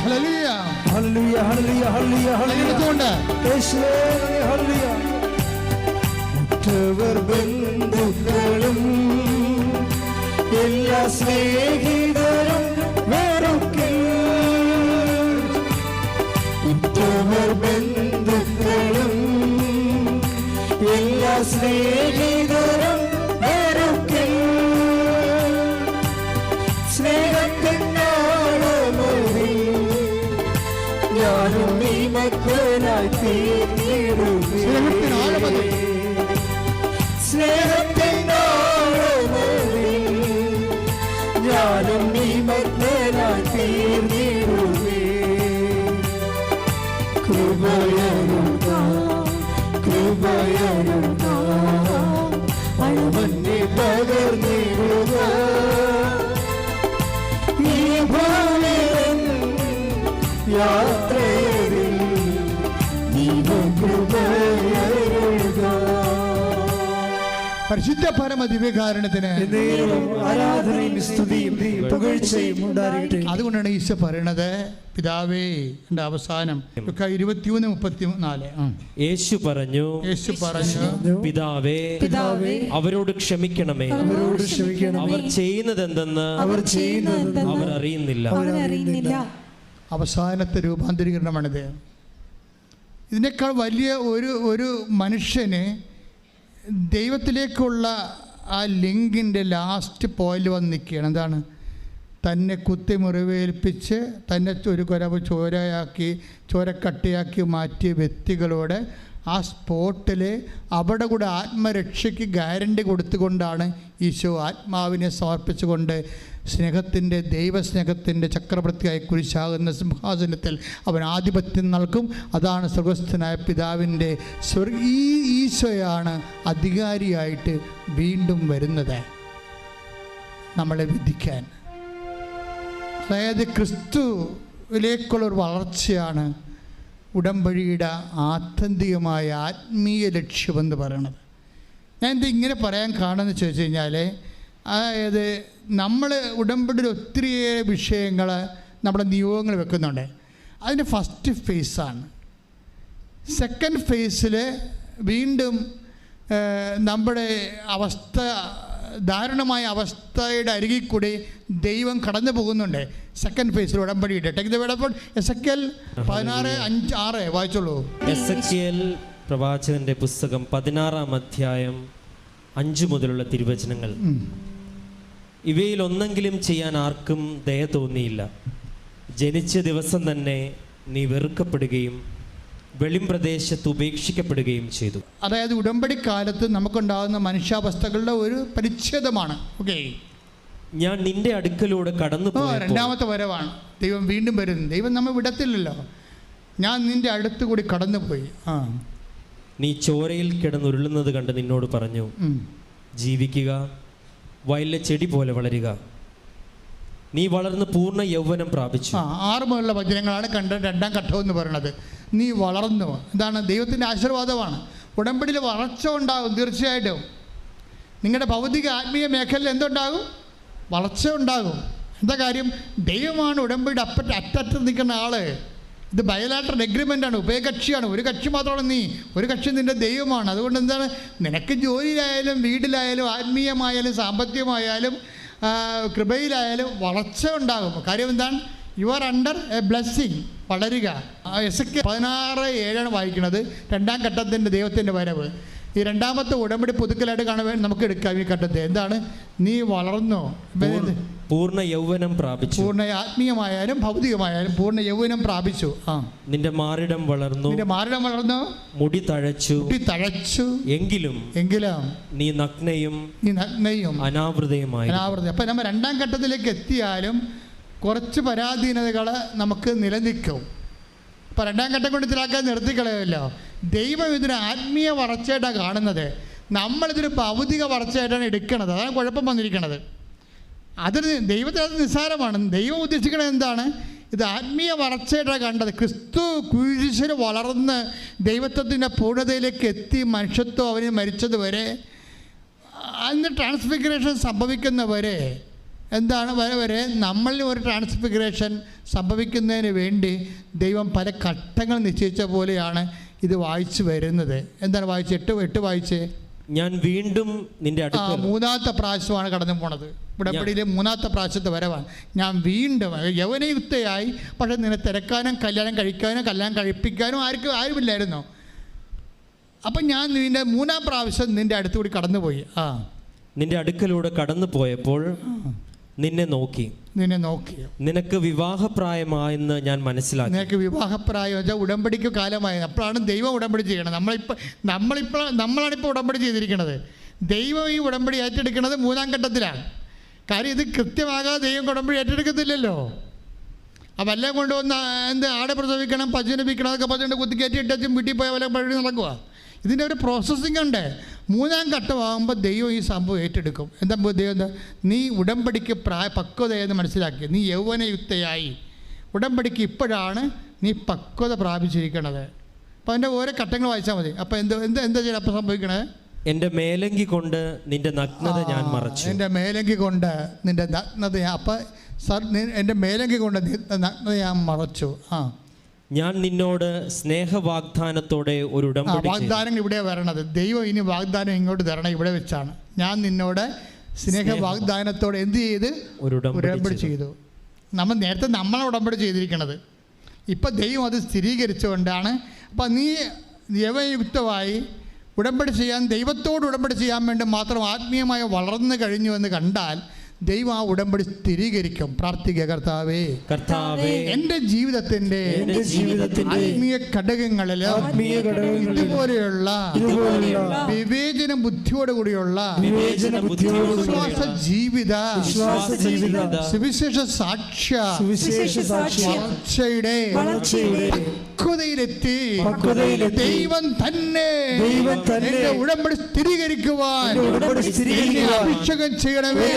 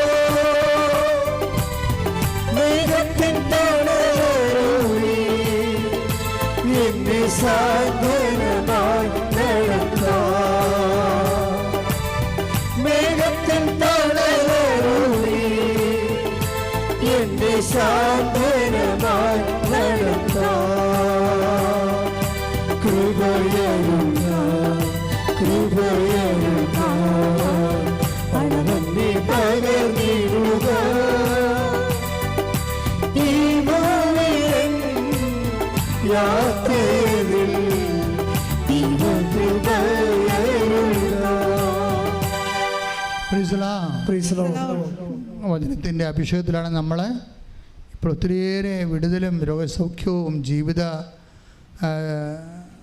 വിഷയത്തിനും ദൈവിക ഇടപെടൽ ഉണ്ടാകുന്ന സമയമാണ്. എൻ്റെ മക്കൾ ഇത്രയും മാത്രം ചെയ്താൽ മതി. അച്ഛൻ പ്രാർത്ഥിച്ച് തീരുന്നവരെ നിങ്ങളുടെ തലയിൽ കൈവച്ചുകൊണ്ട് വിശ്വാസ പ്രമാണം ചൊല്ലിക്കൊണ്ടിരിക്കണം. അപ്പോൾ നിങ്ങളുടെ ജീവിതത്തിൻ്റെ വ്യത്യസ്തങ്ങളായ വിഷയങ്ങൾ കർത്താവിനെ കാണിച്ചു തരുന്ന അനുസരിച്ചുകൊണ്ട് ഞാൻ പ്രാർത്ഥിച്ചുകൊണ്ടേയിരിക്കും.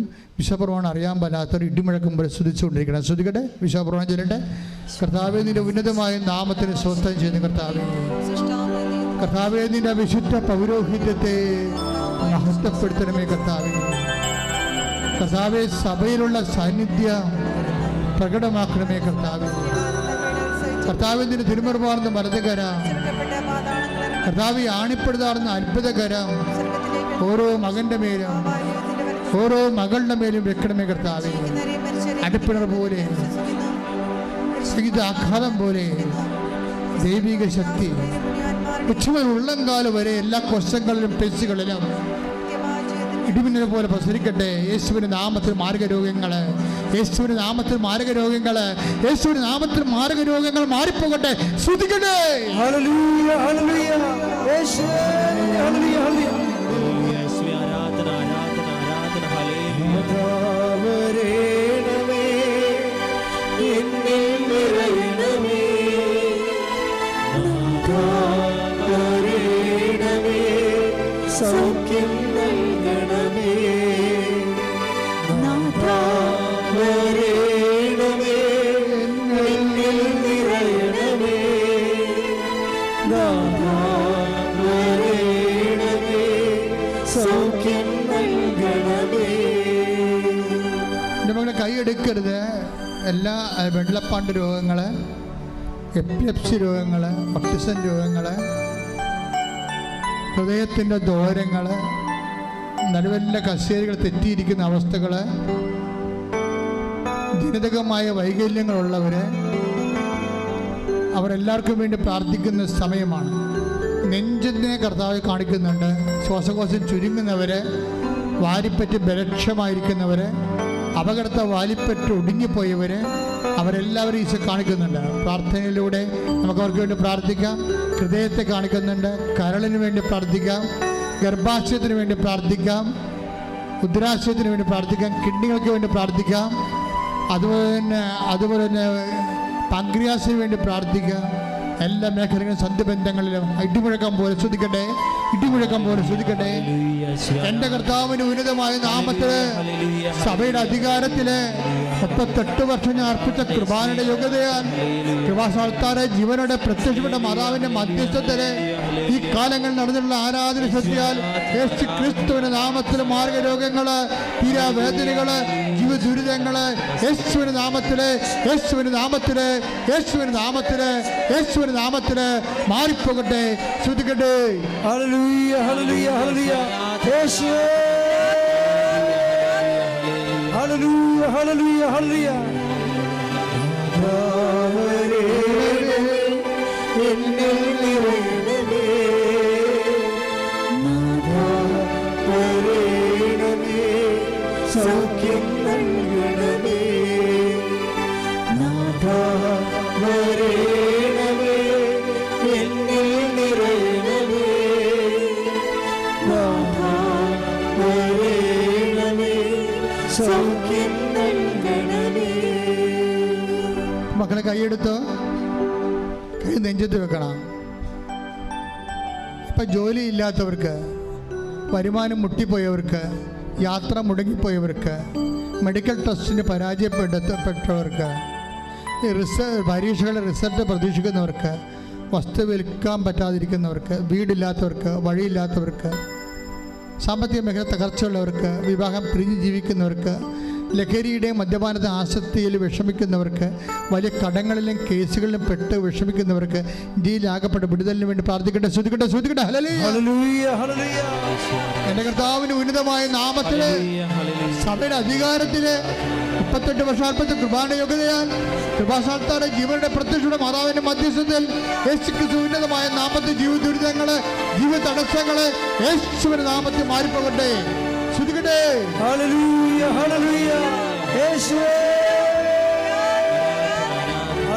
ഹല്ലേലൂയ ഹല്ലേലൂയ ഹല്ലേലൂയ ഹല്ലേലൂയ വരേണമേ സൗഖ്യം നിറയണമേ നാഥാ വരേണമേ സൗഖ്യം നൽകണമേ നാഥാ വരേണമേ എന്നിൽ നിറയണമേ നാഥാ വരേണമേ സൗഖ്യം നൽകണമേ. മുട്ടനിക്കുക, മൗനമായി പ്രാർത്ഥിക്കുക. എന്തെങ്കിലും വിഷയം അച്ഛൻ വിട്ടുപോയിട്ടുണ്ടെങ്കിൽ മൗനമായി പ്രാർത്ഥിക്കുക.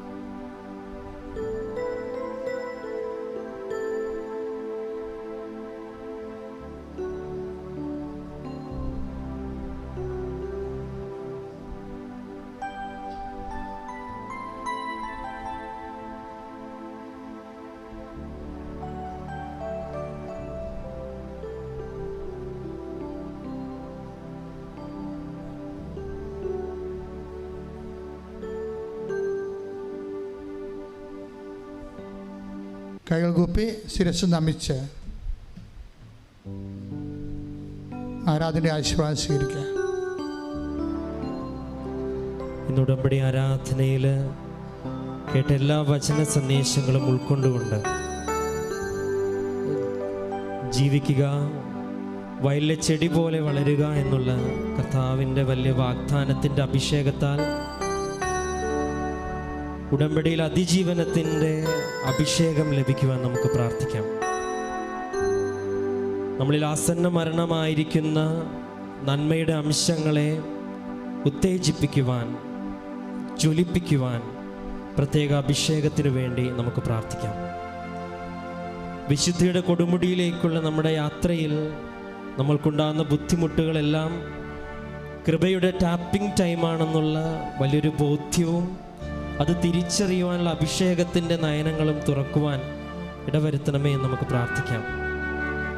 നമ്മളോട് ജീവിക്കാൻ പറയുന്ന കർത്താവ് നമ്മുടെ ഉടമ്പടി ഏറ്റെടുത്ത് നമുക്ക് ആവശ്യമായതെല്ലാം നൽകി നമ്മളെ വിരുന്നിന് വേണ്ടി ഒരുക്കുമ്പോഴേക്കും നിത്യജീവൻ്റെ വലിയ ലക്ഷ്യം വെച്ചുള്ള നമ്മുടെ ഉടമ്പടി യാത്രയിൽ ഈ ആരാധനയുടെ നിമിഷങ്ങളിൽ ദൈവികമായി വെളിപ്പെടുത്തലുകൾ നൽകിയതിനെ ഓർത്ത് നമുക്ക് ദൈവത്തിന് നന്ദി പറയുകയും, കർത്താവേ, അങ്ങ് ഞങ്ങളുടെ മുൻപിൽ സന്നിഹിതനായിരിക്കുന്ന അങ്ങയുടെ സാന്നിധ്യം ഞങ്ങൾ അനുഭവിക്കുവാൻ ഞങ്ങളെ ശക്തരാക്കണമെന്നും പ്രാർത്ഥിച്ചുകൊണ്ട് ശിരസ് കുമ്പിട്ട് നമുക്ക് ആരാധനയുടെ ആശീർവാദം സ്വീകരിക്കാം.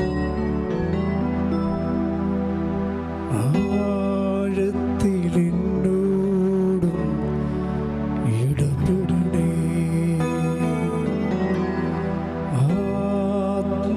ആത്മാവിലെന്നോടും ഇടപെടണേ,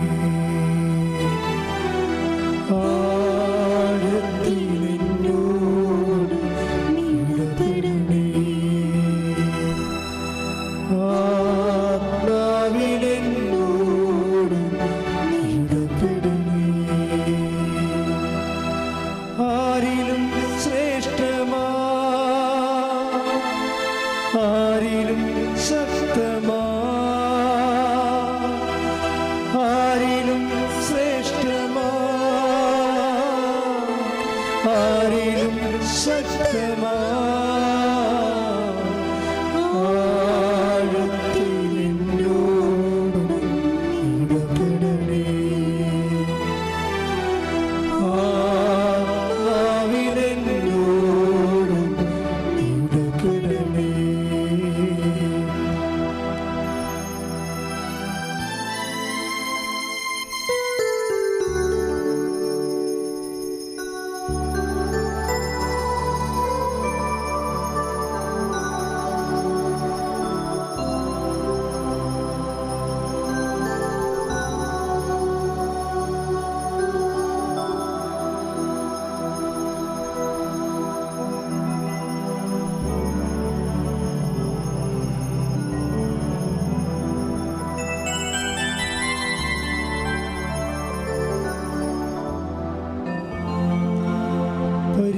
പരിശുദ്ധ പരമമാ ദിവ്യകാരുണ്യമേ, എന്നുമെന്നും അങ്ങേയ്ക്കാരാധന. പരിശുദ്ധ പരമമാ ദിവ്യകാരുണ്യമേ, എന്നുമെന്നും അങ്ങേയ്ക്കാരാധന. പരിശുദ്ധ പരമമാ ദിവ്യകാരുണ്യമേ, എന്നുമെന്നും അങ്ങേയ്ക്കാരാധന. ആവേ ആവേ ആവേ മരിയ, ആവേ ആവേ ആവേ മരിയ. ഒന്നാമത്തെ അറിയിപ്പ്, എല്ലാ ദിവസവും ഇവിടെ 7:30 കുർബാന. രാവിലെ 7:30 മണിക്കാണ് കുർബാന. ഞായറാഴ്ചയും 7:30 മണിക്കാണ് കുർബാന. ഉടമ്പടി ക്ലാസ് തുടങ്ങുന്നതും ഞായറാഴ്ച 10 മണിക്കാണ്. ഇട ദിവസങ്ങളിലെല്ലാം 7 മണിക്ക് ക്ലാസ് ഉണ്ട്. ഉടമ്പടി എടുത്തു പോയ ആൾക്കാർക്ക് അവരുടെ നാട്ടിൽ കൂട്ടായ്മകളുണ്ടെങ്കിൽ തീർച്ചയായിട്ടും അഖണ്ഡ ജപമാല ഇവിടെ നൽകുന്നതായിരിക്കും.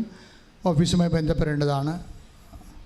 അതേത് രാജ്യത്തായാലും ഏത് സംസ്ഥാനത്തായാലും ഉടമ്പടി നിലനിൽക്കുന്നവർ ആ കൃപയെ നിലനിൽക്കാൻ വേണ്ടിയാണ് കൂട്ടായ്മകൾ ആചരിച്ച് അഖണ്ഡ ജപമാല മധ്യസ്ഥ പ്രാർത്ഥനയായിട്ട് നടത്തേണ്ടത്.